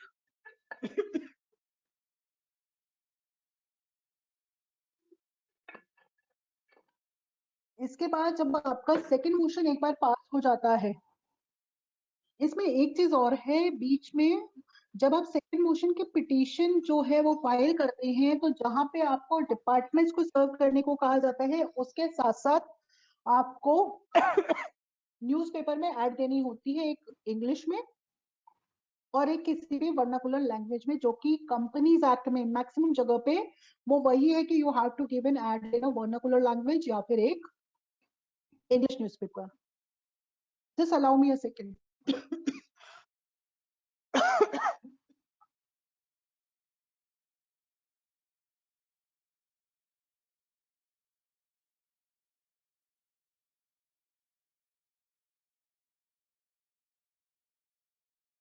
अब आपकी जब सारी एनओसीज आ जाती हैं सब डिपार्टमेंट से, तो उसके बाद क्या होता है, then what you have to do is, जब एनओसीज आपकी आ गई तो उसके बाद आपका एफिडेविट फाइल होता है, सारे डिपार्टमेंट्स अपनी एनओसीज लगाते हैं और आपकी जो स्कीम ऑफ मर्जर है वो अप्रूव कर दी जाती है। एक बार आपको अगर अप्रूवल मिल गया, scheme of merger पर approval मिलने के बाद then you have to go for the formalities. अब यहाँ पे आप लोगों का रोल, चार्टर्ड अकाउंटेंट्स का रोल सबसे ज्यादा आता है being the auditor or the consultant of the company. Because अगर मैं scheme of merger की बात करूँ तो उसमें दो डेट होती है. One is your appointed date, second is your effective date. Now, what is the difference between the appointed date and the effective date? Appointed date is a date which is mentioned in the scheme of merger, which state that once this order being passed, this date will be considered as a date of consolidation in this merger. यानी इस date से आप अपना जो accounts है या बाकी सारी चीजें हैं उसे कंसोलिडेट करते हैं. अब इफेक्टिव डेट क्या होती है? इफेक्टिव डेट वो डेट होती है जिस दिन की आपको फाइनल ऑर्डर मिलता है. जिस दिन आपको फाइनल ऑर्डर मिला, that date is your effective date of merger. अब इफेक्टिव डेट से आपको क्या करना होता है? इफेक्टिव डेट से you have to basically take a turn around और आपको अपने सारे बिजनेसेस जो जिस कंपनी में आप मर्ज हो रहे हो उस कंपनी में जाके स्टार्ट करने होते हैं और बाकी सारे जो हैं वो बिजनेसेस वहां से बंद करके you have to get into the bigger or the merged entity, right. और इसमें जो थोड़े से प्रोसीजरल एस्पेक्ट्स हैं या फिर जो आरओसी के हैं वो तो दैट इज वेरी क्लियर कि इसमें आपको एक फिर ऑर्डर फाइल करना पड़ता है आरओसी के पास आईएनसी 28 में. अगर मैं बात करूं यहाँ पे जीएसटी की या फिर इनकम टैक्स की या आईटीसी की, तो उनका क्या होता है? If I talk about the balance sheets या बाकी चीजें, तो you have to revise your balance sheets, your ITRs from the date of appointed date in the balance sheet in the scheme of merger. यानी कि अगर आपने अपनी merger की स्कीम में 1 अप्रैल 2020 को अपॉइंटेड डेट ले रखा है और आपका जो मर्जर का ऑर्डर आया है वो सपोजिंगली दिसंबर 2021 में आया है, तो उस केस में या फिर जनवरी 2021 में आया है, तो उस केस में आपको जो अपॉइंटेड डेट है उस दिन से कंसोलिडेशन करना पड़ेगा और अपने रिटर्न्स को है जो है उसे रिवाइज करना पड़ेगा. अब अगर हम बात करें कि जैसे अगर आपके पास कुछ आईपीआरस हैं या फिर बहुत सारे और लोगों के पास आईएसआई कोड्स या बाकी कोड्स होते हैं, तो उनका क्या होता है? जितने भी आईपीआर है वो कंसोलिडेट हो जाते हैं आपकी जो मेन एंटिटी बची होती है मर्ज एंटिटी के अंदर, और बाकी जितने भी नंबर्स हैं, because if I talk about the PAN number या फिर एक जो कहते हैं ना प्रैक्टिकल जो प्रॉब्लम्स आती हैं, वो प्रैक्टिकल प्रॉब्लम क्या आती है कि जो आपका पेन नंबर है, मान लीजिए दैट इज फॉर श्योर आपका पेन नंबर जो एंटिटी बची है उसी का आगे चलेगा, बाकी सबका खत्म हो जाएगा. तो आपको सारे डिपार्टमेंट्स को ये ऑर्डर इंटीमेट करना पड़ता है. You have to intimate in a proper fashion so that everything which is transferable can be transferred in your name and everything which is not transferable has to be surrendered for sure. अब इसमें problem क्या आएगी? इसमें problem क्या आती है कि अगर मान लीजिए आप लोग ऑलरेडी किसी एंटिटी में काम कर रहे हैं, आपके पास ऑलरेडी उस एंटिटी में बैंक अकाउंट है और आपकी किसी से पेमेंट नहीं आई. सपोजिंगली ए लिमिटेड बी लिमिटेड आपस में मर्ज हो रही थी, बी लिमिटेड की एक्सिस्टेंस खत्म हो रही थी, बी लिमिटेड का 5 करोड़ रुपया मार्केट में अभी है, बी लिमिटेड की एक्सिस्टेंस खत्म हो गई, तो क्या आपका वो क्रेडिट या वो जो आपका पैसा है वो बेच जाएगा? नहीं. That will B taken in the name of A Limited. All the bank accounts of B Limited will be transferred. Mark my word, you need not to close your bank account. That bank account can be transferred in the name of A Limited. और आपको Companies Act हम सबको ये provision पता है कि even after the change of name या even after the merger हम लोग हर जगह पे लिखते हैं this company is formerly known as this company. So you can easily go and change the name and you can easily go and talk to your vendors or your creditors or debtors जिसमें कि ये सारे changes आ जाते हैं. इसके बाद आते हैं हम consolidation पे. जब आप एक बार consolidation कर लेते हैं तो consolidation के बाद you have to go with the revision. आपको सारे रिटर्न सारी चीजें अपनी रिवाइज करनी पड़ती हैं. इसके बाद हम आते हैं इसके नेक्स्ट लेग पे. ये तो हो गया जेनरिक मर्जर, आपका मर्जर जब खत्म हो गया. इसका जो नेक्स्ट लेग आता है जो कि मैं शुरू से बहुत एम्फेसिस देके I have told you, stamp duty का. Within 30 days of your passing of the order of merger you have to go for the adjudication of the stamp duty, which again plays an important role. जिसका derivation जो है वो आपका कहाँ से आ रहा है, उसका डेरिवेशन आ रहा है आपके वैल्यूएशन से, the valuation which you have done for the whole scheme of merger.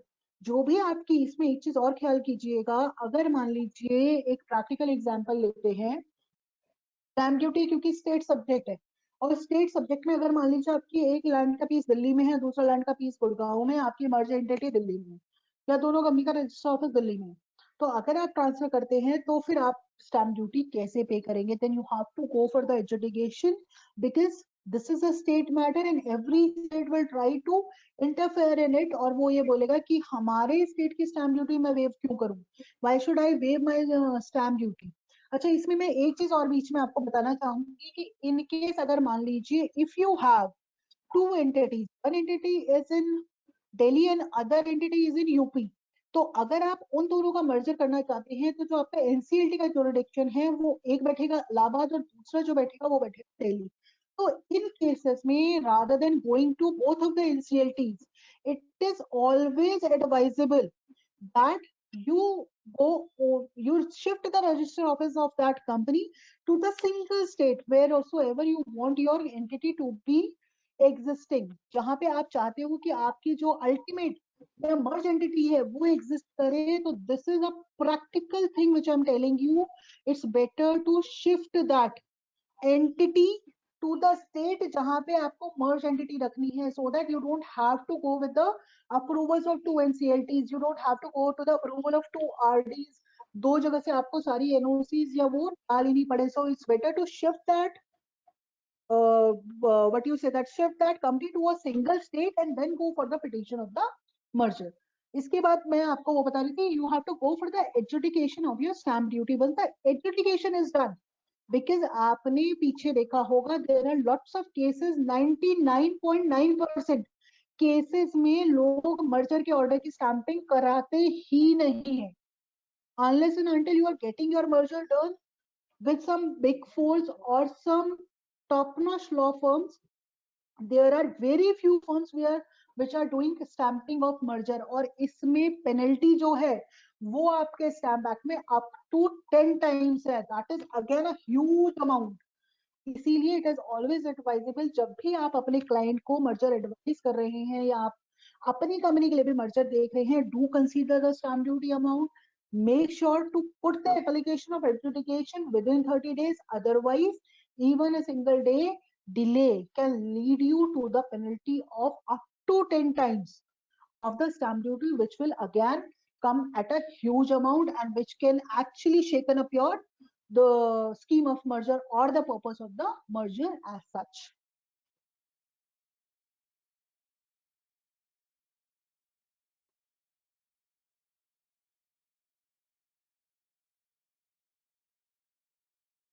So now let's come to, now this is about first motion I have already told, and even we have moved to second motion or everything is done. Madam, So Madam, now, I hope you have seen the question of Bhavya Agrawal ji. CA Bhavya Agrawal ji is talking about post merger. let me just go through that, sir. I hadn't seen that. Okay. So Bhavya has the question. I want to know post merger when and under what circumstances capital reserve will be created in the books of amalgamated company. What is the treatment to be the creditor balance of P&L? What will happen in the financial year and different? Okay.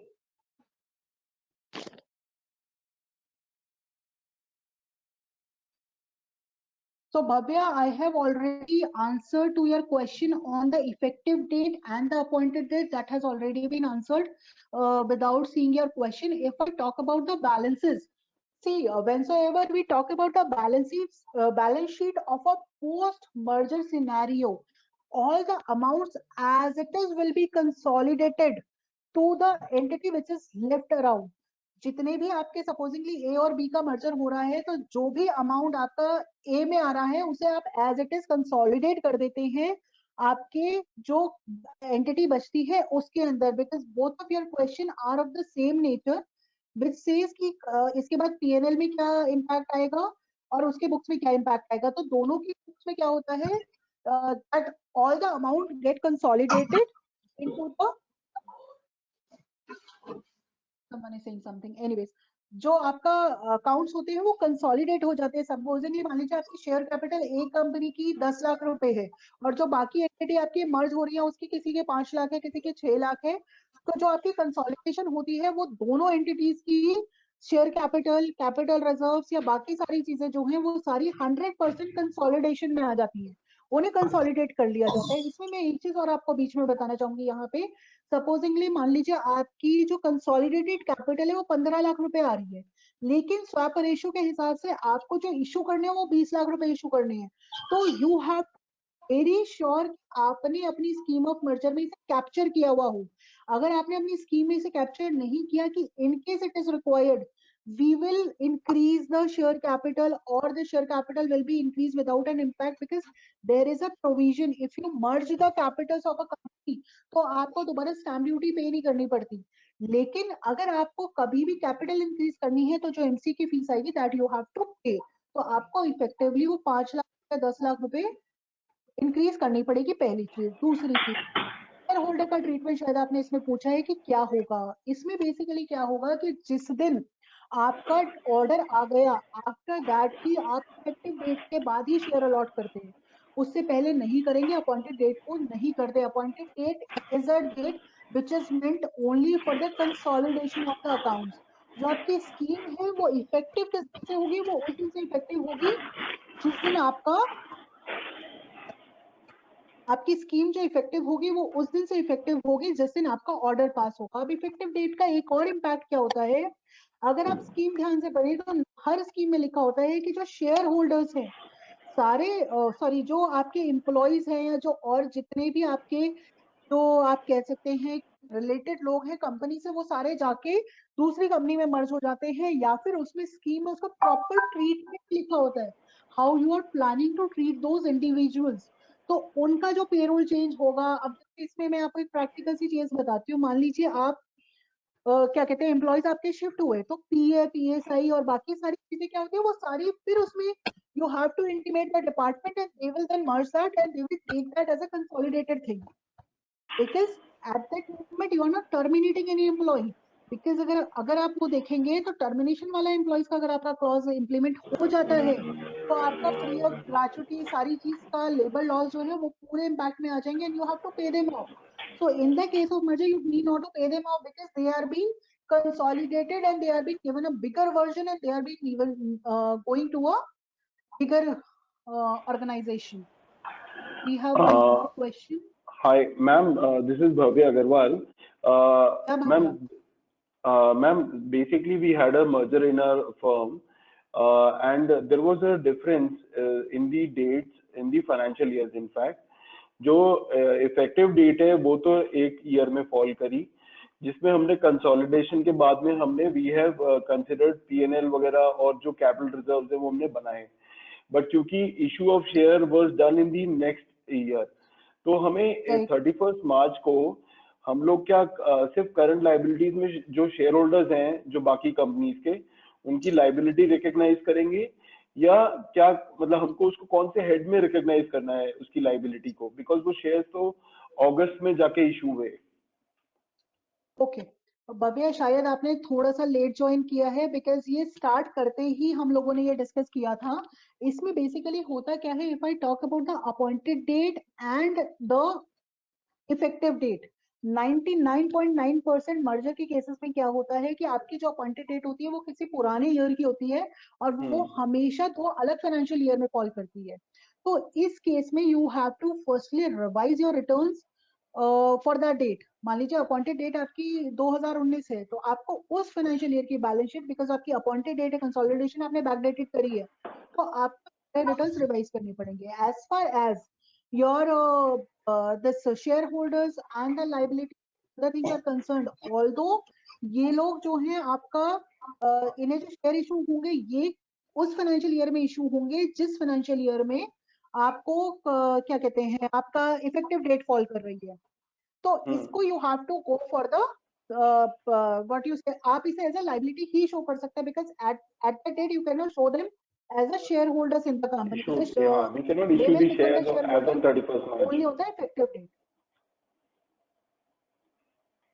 I mean to say that what treatment we have done in our firm is that जो भी बाकी companies, 4 companies थी, 3 companies were merged into 1 company. So जो बाकी company के जैसे जो P&L में जो क्रेडिट बैलेंसेस थे वो तो हम जनरल रिजर्व में ले गए, और जो एक्सेस जो आया था वहां से, जैसे बाकी कंपनीज के अंदर शेयर प्रीमियम वगैरह था, वो हम अपने कैपिटल रिजर्व में ले गए, और जो बाकी का जो पेमेंट करना था शेयर होल्डर्स को, we have created a liability so that we will be paying, जितना हमने अलॉट किया ना स्वैप रेशियो के हिसाब से, we have created a liability towards the share holders, जो कि हमने 31 मार्च को दिखाया। अपॉइंटेड डे हमारी जो थी ना वो इतनी पहले की थी कि सपोजिटली रिटर्न्स इनकम टैक्स की तो रिवाइज हो नहीं सकती, तो हमने उसको तो रिवाइज नहीं किया। हाँ, 2 साल का फर्क था, बिकॉज ऑफ द लॉकडाउन भी थोड़ा आगे बढ़ गया केस, और कोई हमारी हियरिंग ऐसे जो ऑनलाइन हियरिंग भी होती थी एनसीएलटी की, बट उसमें वो हमारी एनओसीज वगैरह पूरी नहीं हो पा रही थी, बिकॉज लॉकडाउन में हम लोग कम्युनिकेट नहीं कर पा रहे थे ऑफिस से, तो हमारा लंबा बहुत खिंच गया टाइम। तो मार्च के अंदर हमारा बेसिकली अप्रूवल हुआ, और हमने फिर अगस्त में शेयर्स इशू कर पाए थे हम। ओके, बिकॉज जनरली इसमें क्या होता है, जो डेट्स होती हैं you have to complete that within a tenure of 30 days. Yes ma'am, आप ऑर्डर भी पढ़ोगे तो ऑर्डर होता है, because you have to complete everything within 30 days. इतना लैग आता नहीं है किसी के उसमें। हाँ, बट मैम वो हमारे में थोड़ा सा आ गया, और वो कॉन्डोनेशन वगैरह भी उसमें वो हो गया था, मिल गया था, तो इसीलिए शेयर तो अगस्त में इशू हो गए। बट अब हम लोग क्या है कि वो बैलेंस शीट फाइनल कर रहे थे, सपोजिटली, इनफैक्ट मैं आज ही फाइनल कर रहा हूँ, तो उसमें आई वाज लिटिल कंफ्यूज कि जो शेयर होल्डर्स की जो लायबिलिटी है towards the in the books of resulting company and towards the liability towards the shareholder of the existing companies, तो उनको हम क्या करंट लायबिलिटीज में दिखाएंगे। Cross question before I move forward, I will just ask you a cross question. अगर मान लीजिए आपने किसी कंपनी में अलॉटमेंट करनी है, ठीक है, आपने ऑफर लेटर दिया, आपके पास पैसे आ गए, आपने अलॉटमेंट नहीं की, अभी आप उससे 30 डेज बाद या 60 डेज बाद कर रहे हैं, तो उस टर्म के लिए उस पैसे को कहाँ दिखाते हैं? नहीं, वो तो फिर हम वहां पे दिखाएंगे ना, उसमें जो शेयर एप्लीकेशन मनी जो दिखाते हैं ना पेंडिंग फॉर अलॉटमेंट। यस, तो इसमें जो आपका होगा, जैसा आप क्या कह रहे हैं, फिर इसमें आपने क्या ट्रीटमेंट लिया उसका? मैम हमने तो अभी करंट लायबिलिटीज में दिखा के छोड़ रखा है, तो आई वांटेड टू नो, क्योंकि उसमें मैंने जब हेड देखा था ना, share holding money pending for allotment, उसमें हमने कोई पैसा तो रिसीव किया नहीं, ठीक है ना, हमने एसेट्स रिसीव करे हैं बाकी कंपनियों से, और उसके अगेंस्ट में हमें शेयर होल्डर्स को इशू करने हैं शेयर्स, तो वो उसमें हेड ना क्लियरली में उसमें जो दी हुई है डिटेल्स उसमें कहीं फॉल नहीं कर रहा, तो मैं वही समझना चाह रहा था कि उसको हम क्या अपनी करंट लायबिलिटीज में शो कर सकते हैं, बिकॉज वो तो एट द एंड हम उसमें ये दिखा रहे हैं कि share liability towards the share allotment, हमने कुछ इस तरीके का हेड बनाया था। उसकी करंट लायबिलिटी में शो कर भी रहे हैं, तो you have to specifically mention कि इसमें इसकी लायबिलिटी है। फर्दर जब आप अपनी रिपोर्ट उसमें ऑडिटर रिपोर्ट बनाएंगे तो भी उसमें आपको हिस्ट्री के साथ मेंशन करना पड़ेगा this liability is been pending. हाँ, तो नोट्स टू अकाउंट्स में वी आर मेंशनिंग इट, और उसको हम अपना करंट लायबिलिटीज में we are recognising the liability towards the share holder of the amalgamating company upon the amalgamation order, हमने ये लिख करके हम इसको शो करें।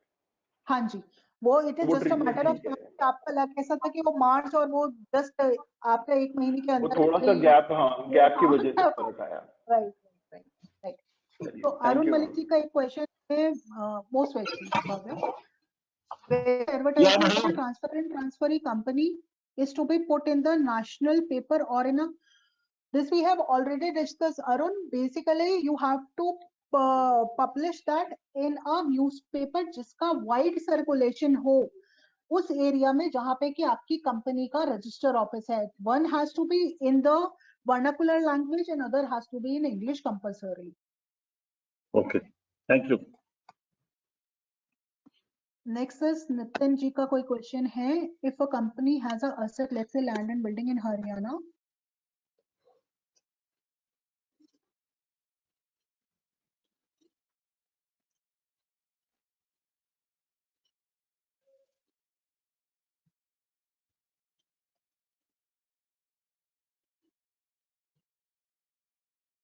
नितिन जी, थोड़ा सा मुझे क्वेश्चन में कंफ्यूजन है। I am reiterating the question. अगर आप एक बार अपना माइक भी ऑन कर पाए तो आई विल बी ग्रेटफुल। मुझे जो क्वेश्चन समझ में आ रहा है, आप ये कह रहे हैं कि अगर आपकी प्रॉपर्टी 2 स्टेट में लोकेटेड है, दिल्ली और हरियाणा, और स्टैंप ड्यूटी आपको पे करनी है, तो एक तो आप रेट पूछ रहे हैं, दिल्ली और हरियाणा में स्टैंप एक्ट लगभग सेम है, रेट जो है वो सेम है, that will be 3%। If I talk about कि स्टैंप ड्यूटी पे कैसे होगी, for that you have to go for the adjudication, because इसमें बेसिकली होता क्या है, जहाँ लैंड है वहां पे प्रपोर्शनेटली पे की जाती है स्टैंप ड्यूटी, क्योंकि स्टैंप ड्यूटी जो लगती है वो लगती है स्कीम पे, आपके लैंड की वैल्यू पे कभी भी स्टैंप ड्यूटी नहीं लगती। मैं ऑलरेडी अभी हाँ पहले जी जी मैडम। जी जी जी सर, जी सर। मैडम मेरा सवाल ये था कि क्वेश्चन ये था कि देखिए, जैसे हमने जैसे मैंने इसमें लिखा कि लैंड एंड बिल्डिंग हरियाणा के अंदर है और जी बाकी कुछ एसेट्स दिल्ली में है, उसके पास कंपनी का रजिस्टर्ड जी ऑफिस दिल्ली के अंदर है। अब जी जब इसकी वैल्यूएशन होगी जिसके ऊपर स्टैंप ड्यूटी कैलकुलेट होती है, तो जो वैल्यूएशन होगी वो तो सभी एसेट्स होंगी, लैंड एंड बिल्डिंग भी होगी, अदर एसेट्स की सब वैल्यूएशन करके उसकी वैल्यूएशन निकलेगी ना, कंपनी की वैल्यूएशन। सर, कंपनी की वैल्यूएशन और स्टैंप ड्यूटी दो ठीक है, अलग मैटर है। कंपनी की वैल्यूएशन नहीं तो तो स्टैंप आपने ड्यूटी, इनिशियल, हाँ तो उसी वैल्यूएशन के ऊपर ही जो कंपनी की वैल्यूएशन आई है उसी पे स्टैंप जी ड्यूटी कैलकुलेट होगी ना, नहीं कि नहीं नहीं 3% और नहीं 5%। नहीं नहीं, ये मैंने पहले भी बताया था। इसमें बेसिकली क्या होता है, valuation and stamp duty are 2 different aspects. मैं एक बार इसे थोड़ा सा आपको दोबारा बताऊं। वैल्यूएशन होती है जो स्वैप रेशो करने के लिए करते हैं आप लोग, कि किसको कितने शेयर दिए जाएंगे, that is a valuation. If I okay, talk about the stamp duty is always paid on the you can से, जो आपकी स्कीम की जो अमाउंट है ना, स्कीम की जो वैल्यू है उस पे की जाती है। स्टैम्प ड्यूटी कभी भी लैंड की या वैल्यूएशन की वैल्यू पे नहीं की जाती। तो स्कीम की वैल्यूएशन जो स्कीम की वैल्यू है वो कब डिराइव करेंगे? स्कीम की value sir initially first portion में डिराइव हो जाती है, जिस दिन आपने वैल्यूएशन निकाली, जिस दिन आपने स्वैप रेशियो इशू किए, तो जितने अमाउंट के आप स्वैप रेशियो में, स्वैप में शेयर इशू कर रहे हैं, उसकी जो वैल्यू आती है that is the value of scheme. हाँ तो वो मैं वही तो कह रहा था कि वही वैल्यूएशन की जो वैल्यूएशन निकली है वही तो स्वैप फर्क रेशो आता में। है, हाँ सर फर्क आता बताइए, है ना, सॉरी। स्वैप रेशियो जी में क्या फर्क आएगा और उसमें क्या, वैल्यूएशन में क्या फर्क आता है, जी। कि स्वैप रेशियो में अगर मान लीजिए आपने जिस कंपनी में मर्जर करना है उसके शेयर की वैल्यू आ रही है आपकी 100 रुपए, और जिस कंपनी का आप मर्जर कर रहे हो उसकी भी वैल्यू आ रही है सपोजिंगली 50 रुपीज, तो आपको ओके, उसके 2 शेयर के बदले 1 शेयर मिलेगा। अब अगर राइट। उसका जो 1 शेयर है वो 10 रुपए का है, तो उससे जो आपने शेयर उसे इशू कर रहे हो उसको मल्टीप्लाई करेंगे, और उसके बाद जो अमाउंट आ रहा होगा दैट इज योर स्कीम की वैल्यू, और उस स्कीम की वैल्यू पे आपकी स्टैम्प ड्यूटी लगेगी सर। वैल्यूएशन तो की वैल्यूएशन होती है। अच्छा, ठीक। जी सर, ओके इनकेस अगर ओके, फिर भी कोई डाउट रह जाए हाँ तो you can connect to any time, okay, fine fine fine fine. My numbers are already there, okay you can connect. जी जी गुरप्रीत जी। जी है, stamp duty value to be paid on total consideration amount, please confirm. Yes, it has to be paid on the total consideration of the scheme of merger. Gurpreet, am I clear?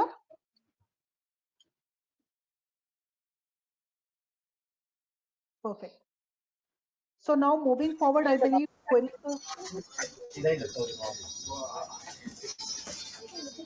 Shall I move forward? Yes. The queries तो ये हो गई resolve. Services. Okay.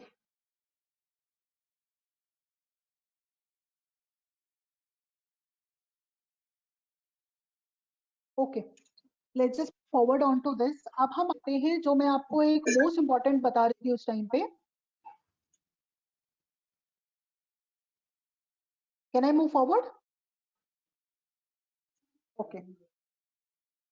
Secondly हम आते हैं इसमें, जो मैं आपको मोस्ट इंपॉर्टेंट बता रही थी कि ये तो अब तक हमने जो बात करी that we were talking about the family kind of a company or a listed company.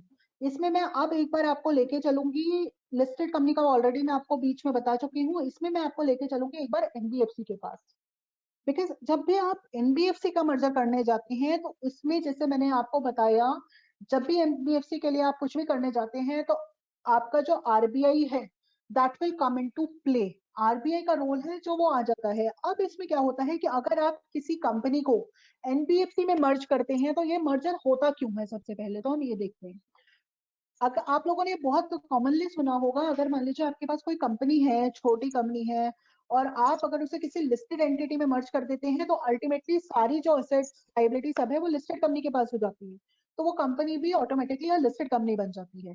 इसके बाद अगर मैं बात करूं एनबीएफसी की, अगर आप मान लीजिए कोई भी कंपनी एनबीएफसी में मर्ज करते हैं, बिकॉज एनबीएफसी का लाइसेंस लेना अपने आप में था ट्रिकॉनियन टास्क, तो बहुत बार क्या होता है स्ट्रैटेजिकली लोग क्या करते हैं, अगर मान लीजिए कोई डेड एनबीएफसी भी आपके पास है तो आप उस एनबीएफसी में एक नॉर्मल आपकी जो अच्छी चलती हुई कंपनी है या जिसके पास असेट्स हैं या आपके पास जैसे कैश है, उस कंपनी को आप एनबीएफसी में मर्ज कर देते हैं so that you don't have to go for the approval of NBFC और for the management change kind of a perspective, या फिर आपको जैसे कहते हैं ना टेक ओवर नहीं करनी पड़ती एनबीएफसी, आप उसे मर्ज कर देते हैं तो जो आपकी कंसोलिडेशन हो जाती है उससे आपको बेनिफिट मिल जाता है। अब इसमें फर्क क्या होता है एनबीएफसी के मर्जर में और नॉर्मल मर्जर में? इसमें सबसे पहले और सबसे मोस्ट इंपॉर्टेंट है कि जो आपका आरबीआई है वो एक तो रोल प्ले पे आ जाता है। इसमें आपको आरबीआई का एनओसी चाहिए होता है, और आरबीआई का एनओसी किस बेसिस पे मिलता है? आरबीआई का एनओसी जो आपको मिलता है वो मिलता है आपके बिजनेस प्लान के बेसिस पे। यानी आपको अगर मर्जर आप कर रहे हैं किसी एनबीएफसी का, तो जितने भी डॉक्यूमेंट्स आपने अब तक देखे या जितनी भी स्कीम्स हैं या बाकी सारी चीजें हैं, उनके साथ साथ आपको एक बिजनेस प्लान बनाना होगा। उसका मेजर रीजन क्या होता है? बिजनेस प्लान बनाने का या आरबीआई का एनओसी के लिए बिजनेस प्लान इंपॉर्टेंट होने का रीजन ये होता है कि आरबीआई के रेगुलेशंस है that are very strict, that if you are getting a licence of NBFC then there should be a road map. आप अपना बिजनेस जो करोगे, आप जो लेंडिंग करोगे या बाकी चीजें करोगे, वो आप कैसे करोगे? अब जैसे मैं आपको एक छोटा सा एग्जांपल देती हूँ, थोड़ा सा टॉपिक से डेविएट करूंगी लेकिन एक छोटा सा एग्जांपल देती हूँ। सपोजिंगली जैसे मैं आपको एक बहुत प्रैक्टिकल सी बात बताती हूँ कि अगर आज आप एनबीएफसी इनकॉर्पोरेट करने जाते हो तो उसमें अगर आप देखें तो मोस्ट इंपॉर्टेंट जो क्राइटेरिया होता है, क्योंकि हम लोग ये प्रैक्टिकली कर रहे हैं तो we have gone through it, कि बिजनेस प्लान की जो इंपॉर्टेंस होती है वो बहुत ज्यादा होती है। बिकॉज आरबीआई जब भी आपको लाइसेंस देगा वो दो मोस्ट इंपॉर्टेंट चीज देखता है, तीन मोस्ट इंपॉर्टेंट चीज देखता है। पहली, आपका जो फंड है वो एक ओन्ड फंड होना चाहिए, वो लोन्ड फंड नहीं होना चाहिए, वो कहीं से लोन नहीं हुआ होना चाहिए। That should be a owned fund, that should be a self owned fund of a share holder first. Second, जो आपका बोर्ड है, ऑल्दो अगर आप रेगुलेशन पढ़ोगे एनबीएफसी इनकॉर्पोरेशन की तो वो सिंपल सा ये कहता है कि जी आपका जो बोर्ड है उसमें 25% कम से कम प्रोफेशनल डायरेक्टर होने चाहिए या कोई ऐसा डायरेक्टर होना चाहिए जिसे फाइनेंस की समझ हो, क्योंकि हम आपको एनबीएफसी का लाइसेंस दे रहे हैं। लेकिन अगर मैं प्रैक्टिकली बात करूं तो कभी भी 25% अगर आपके बोर्ड में फाइनेंशियल इंटेलिजेंस वाले लोग हैं तो उन्हें लाइसेंस नॉर्मली नहीं मिलता या बहुत ही मुश्किल से मिलता है। सो मेक श्योर अगर आप कभी एनबीएफसी बनाने जाते हैं तो आपका जो बोर्ड है that should be fully equipped. आपका जो बोर्ड है उसमें फाइनेंशियल इंटेलिजेंस वाले या फाइनेंशियल नो हाउ वाले चार्टर्ड अकाउंटेंट या कोई और प्रोफेशन से रिलेटेड या कोई बैंकर उसमें होना कंपलसरी है। Because RBI will take an interview before granting you the licence for NBFC. अब मैंने आपको ये बताया क्यों, क्योंकि उसका बेसिक पर्सपेक्टिव क्या था, एनबीएफसी इनकॉर्पोरेट करते हुए आपको तीन चीजों का ध्यान रखना है। पहला, आपका जो बोर्ड है दैट शुड बी क्वालिफाइड। दूसरा, आपका जो फंड है दैट शुड बी क्वालिफाइड। और तीसरा और मोस्ट इंपॉर्टेंट जो इसमें रोल प्ले करता है वो है आपका बिजनेस प्लान। आप एनबीएफसी मार्केट में फ्लोट कर रहे हो तो आप बिजनेस कैसे करोगे? बिजनेस प्लान में केवल ये नहीं होता कि आपने ये लिख दिया कि जी हम लोन देंगे, इंटरेस्ट आएगा, हमारा बिजनेस चल जाएगा। बहुत माइन्यूटली स्टडी करके आपको एरियाज फोकस करने पड़ते हैं, आपको अपना ज्योग्राफी बताना पड़ता है, आपको उसमें बहुत सारी चीजें इनकलकेट करनी पड़ती है, तब जाके कहीं आपको एनबीएफसी अप्रूवल देता है, आरबीआई अप्रूवल देता है एनबीएफसी का। अब अगर मैं बात करूं कि एनबीएफसी का मर्जर, तो इसमें भी मैंने आपको ये जो इनकॉर्पोरेशन बताया वो इसीलिए बताया कि जब आप मर्जर भी कराने जाते हो एनबीएफसी का, तो क्योंकि आप एक बिजनेस में एंटर कर रहे हो एनबीएफसी के, तो इसीलिए आपसे आरबीआई आके पूछता है कि मैं आपको एनओसी क्यों दूं, आप जो इसका मर्जर कर रहे हो इसका क्या मोटिव है, आपका क्या बिजनेस प्लान है आपके पास। Unless and until you are able to convince the RBI कि आपका जो बिजनेस प्लान है that is up to mark, that is actually for the public, तब तक आपको कभी भी एनओसी नहीं मिलेगा। तो this is the crucial stage जहां पे कि आपको आरबीआई का अप्रूवल चाहिए होता है एनबीएफसी के आपके मर्जर के केस में। अब ये तो बात हो गई हमारी छोटी कंपनीज की, पब्लिक कंपनीज की, प्राइवेट या मैक्सिमम कंपनीज की हम बात कर चुके हैं, फास्ट ट्रैक में लेके एनसीएलटी वाले मर्जर तक सब कुछ। अब हम आते हैं कि इन केस अगर आपके पास कोई ऐसा क्लाइंट है या कोई आपकी कंपनी ऐसी कंपनी है जो कि एक बहुत बड़ी एंटिटीज है, तो उस केस में आप क्या करेंगे। उस केस में बेसिकली एक ट्रिगर और आ जाता है, आपको चाहिए होता है सीसीआई अप्रूवल। अगर आपको सीसीआई अप्रूवल ट्रिगर कर रहा है, सबसे पहले हम बात ये करते हैं कि सीसीआई अप्रूवल चाहिए क्यों, किसी भी मर्जर में सीसीआई का क्या रोल है और उसका अप्रूवल आपको चाहिए क्यों। जैसे ही हम सीसीआई की बात करते हैं तो पहली और जो फॉरमोस्ट बात हमारे दिमाग में आती है वो आती है कि सीसीआई मार्केट को रेगुलेट करती है कि कोई मोनोपोली ना बने, राइट। सीसीआई मार्केट को क्या रेगुलेट करती है कि कोई मोनोपोली ना बने, लेकिन केवल और केवल यही एक कारण नहीं होता जिसके लिए आपको सीसीआई अप्रूवल चाहिए। सीसीआई अप्रूवल कुछ और रीजन से भी आपको चाहिए होता है। अगर मान लीजिए आप एक बिजनेस में हैं और आप इम्पैक्टफुल हैं उस बिजनेस, तो बहुत बार सीसीआई तब भी इंटरफेयर करती है ताकि आप अपने प्राइसेस स्ट्रेच ना कर पाए।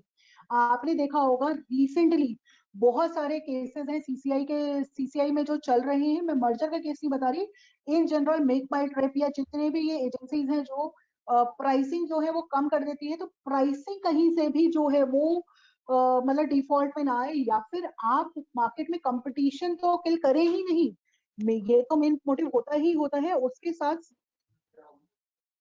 अरे ठीक है, ये तो इसके साथ होता ही होता है। मोस्ट इम्पोर्टेंट काम होता है वो ये होता है कि आप जो है एंटिटी जो एंट्री होती है किसी और कंपटीटर की या किसी और प्लेयर की, उसका डिनायल ना करें। अगर आपका बाई चांस मार्केट डिनायल हो रहा है आपकी एंट्री की वजह से, बिकॉज आपने जो मार्केट, अब मैं जैसे एक एग्जांपल लेके आपको बताती हूँ छोटा सा, तो बहुत कॉमन एग्जांपल आज की तारीख में और डेली न्यूज में भी आता है, आपने देखा होगा ओयो ने प्राइस स्लैश कर दिए, मेक माई ट्रिप ने प्राइस स्लैश कर दिए, और उन्होंने कंपटीशन इतना ज्यादा बढ़ा, मतलब इस हद तक कंपटीशन कट कर दिया कि मार्केट में किसी और प्लेयर का स्टैंड करना, मार्केट डिनायल हो गया, किसी और प्लेयर का स्टैंड करना तक नामुमकिन है। तो उन केसेस में क्या होता है कि what you have to do कि सीसीआई का रोल वहां पे आ जाता है, ताकि किसी जो आपका कंपटीशन है इसमें, यानी दो चीजें होगी, पहला कि कंपटीशन किल ना हो, मोनोपोली क्रिएट ना हो, दूसरा आप प्राइस रेज ना कर पाए, तीसरा आप जो आने वाले प्लेयर हैं जो मार्केट में एंट्री करना चाहते हैं उनको डिनायल ना करें, यानी कि जो एग्जिस्टिंग प्लेयर हैं वो किसी नए प्लेयर को आने का डिनायल उस मार्केट में ना कर पाए। तो उन केसेस में सीसीआई अप्रूवल आपको कंपलसरी चाहिए होता है। अब अगर आपका सीसीआई अप्रूवल आ जाता है, मतलब अगर आपको सीसीआई अप्रूवल का रोल आ जाता है आपके मर्जर में, तो आपका मर्जर एक बहुत ही हाई स्टेक मर्जर होता है। और उन केसेस में what you have to do is, normally क्या होता है कि अगर आप किसी के पास जाते हैं तो आप जब अपने बिजनेस को प्रेजेंट करते हैं तो आप पहली चीज क्या कहते हैं कि हम लोग बहुत बड़े हैं, हमारे पास ये भी है, हमारे पास ये मार्केट रेंज है, हमारे पास वो मार्केट रेंज है, हमने ये कैप्चर कर रखा है। लेकिन you have to play very very very safe in front of CCI. उसके दो मोस्ट इंपॉर्टेंट कारण है। पहला कारण ये है कि आपको ये प्रूफ करना होता है वहां पे कि आप मार्केट में कंपटीशन किल नहीं कर रहे। आपका जो मार्केट शेयर है, सपोजिंगली आपका जो मार्केट शेयर है, जब हम प्रेजेंट करते हैं केसेस, अभी जैसे we have just presented a case in CCI of a merger that was industry, I won't name the company due to as you know कि आप नॉन कॉन्फिडेंशियल ऑब्लिगेशंस होती हैं तो उसकी वजह से I won't reveal the name, but एक there was a company in the seed industry and one company was a Chinese company that is also in the seed industry और उसका CCI approval चाहिए। So although market में they are the leaders, but what they have done is ने क्या किया, we have to present it like that कि हमारा जो मार्केट शेयर है ऑर्गेनाइज सेक्टर में, अगर मान लीजिए मेरा 80% भी शेयर है, तो भी आई हैव टू प्रूव कि नहीं मेरे मर्जर होने से या मेरे कुछ भी कॉम्बिनेशन होने से हमारा जो मार्केट शेयर है, टोटल मार्केट पे हमारी मोनोपोली नहीं होगी, हमारा जो मार्केट शेयर है वो बहुत कम है। वहां पे हम लोग क्या प्लीज लेते हैं, फिर वहां हमें ये प्ली लेनी होती है कि जी हमारा जो शेयर है हम उसे डिग्रेड करके दिखाते हैं, डाउन साइज करके दिखाते हैं। सपोजिंगली आपका 80% शेयर है तो आप उसे रीवैल्यूएट करके आप ये दिखाते हैं नहीं जी हमारा तो 60% शेयर है। और उसमें भी आप क्या करते हैं कि जो नॉन मार्केट प्लेयर है, जो स्टैब्लिश मार्केट प्लेयर है, या ये कह लीजिए जो एक तरह से स्ट्रक्चर्ड मार्केट प्लेयर्स हैं, उसके साथ साथ वहां पे एक ट्रिक आती है जो मोस्ट मेजर रोल प्ले करता है, अगर मैं सीड इंडस्ट्री की बात करूं, वो आता है अनऑर्गेनाइज सेक्टर। कि ये तो मेरा ऑर्गेनाइज सेक्टर में आप अगर आप रिपोर्ट्स निकाल भी लेंगे या बाकी चीजें कर भी लेंगे तो मेरा अगर 80% आ भी रहा है तो वो केवल और केवल ऑर्गेनाइज सेक्टर में आ रहा है। अगर आप अनऑर्गेनाइज सेक्टर में जाते हैं तो मेरा मार्केट शेयर और भी बहुत कम हो जाएगा। तो ऐसे कुछ केसेस होते हैं जहां पे आपको प्रैक्टिकली अपने को उस तरह से प्ले करना पड़ता है, because one thing is very clear, if you will appear in CCI तो सीसीआई में the members, the people are very learned. अगर उनको आज मतलब कल रात को अगर कोई ऑर्डर पास हुआ है यूके में या कहीं भी, तो अगले दिन सुबह 10 बजे की हियरिंग में दे आर वेल वर्स्ड उस ऑर्डर को, उन्हें सब कुछ चीजें पता होता है, तो they are very learned. So we have to be very, we have to be very prepared what we are saying and how we have to move forward in this. So this was like कि अगर in case आपका कोई बड़ा client होता है या कोई बड़ा ऐसा एंटिटी होती है जिसके या जैसे जो क्रॉस बॉर्डर मर्जर्स होते हैं उसमें सीसीआई का एक बहुत मेजर रोल होता है। तो सीसीआई अप्रूवल की अगर मैं बात करूं तो इसमें अप्रोक्सीमेटली आपके सीसीआई अप्रूवल में कम से कम भी 2 साल लग जाते हैं। तो देयर आर फ्यू मर्जर्स जिसमें कि टाइम कंज्यूमिंग होते ही होते हैं, जैसा कि आपका लिस्टेड एंटिटी का हो गया, या फिर आपका जैसे जिसमें ये सीसीआई वगैरह इन्वॉल्व होगी ये हो गया, या फिर जिसमें अगर मैं एनबीएफसी की बात करूं तो एनबीएफसी से रिलेटेड जो भी होगा उसमें भी again this is a very draconian thing. तो उसमें भी आपको आरबीआई को पूरा बिजनेस वगैरह देना पड़ता है, तो that is again a time consuming thing. Before moving forward, अगर किसी की कोई query है तो we can take that and then we will move forward in this.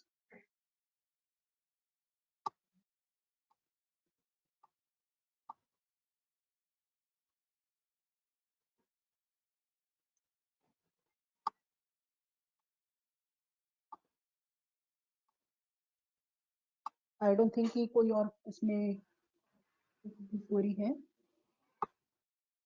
So this is basically जो हम लोग अब तक बात कर रहे थे, I believe I have covered maximum aspects in this topic. अगर किसी को कोई भी और query हो या कोई practically कुछ भी पूछना चाहता हो या बात करना चाहता हो तो we are open to it for 5 minutes, then I will just wind this up.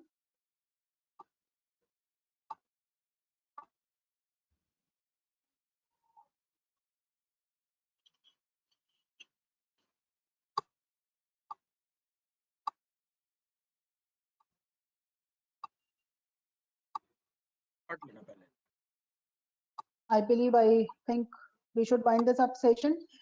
This is all about the practical aspects of merger. अगर आप लोगों की कभी भी कोई query हो या कभी भी I'm more than available for help. You can knock me anytime. That's not an issue. My details are over there. And thank you so much.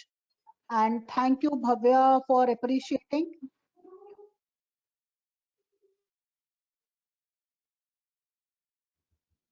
Thank you, Richa Sharma ji. It was a really wonderful session, and we look forward to more such sessions. For the information of members, we would like to tell them that. So, for the information of members, I would like to tell that yes, definitely. So, for the information of members, I would like to tell that we have got another session scheduled on 6th of February on budget direct tax proposals.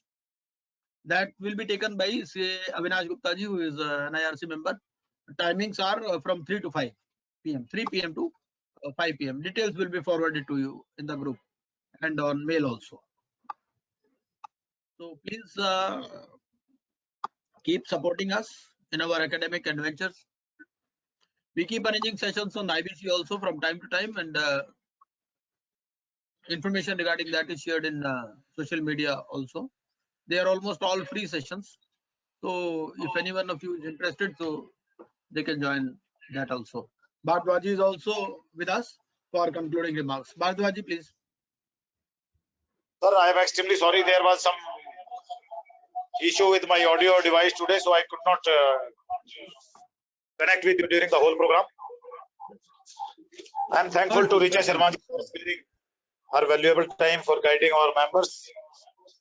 She has been kind enough to guide our members time and again. So, I am once again thankful to all the members for participating in this seminar and making it a great success. Thank you, everybody.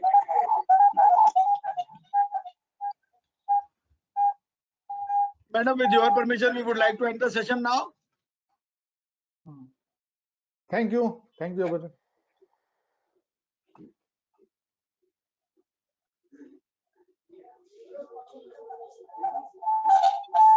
Thank you very much, madam. Thank you.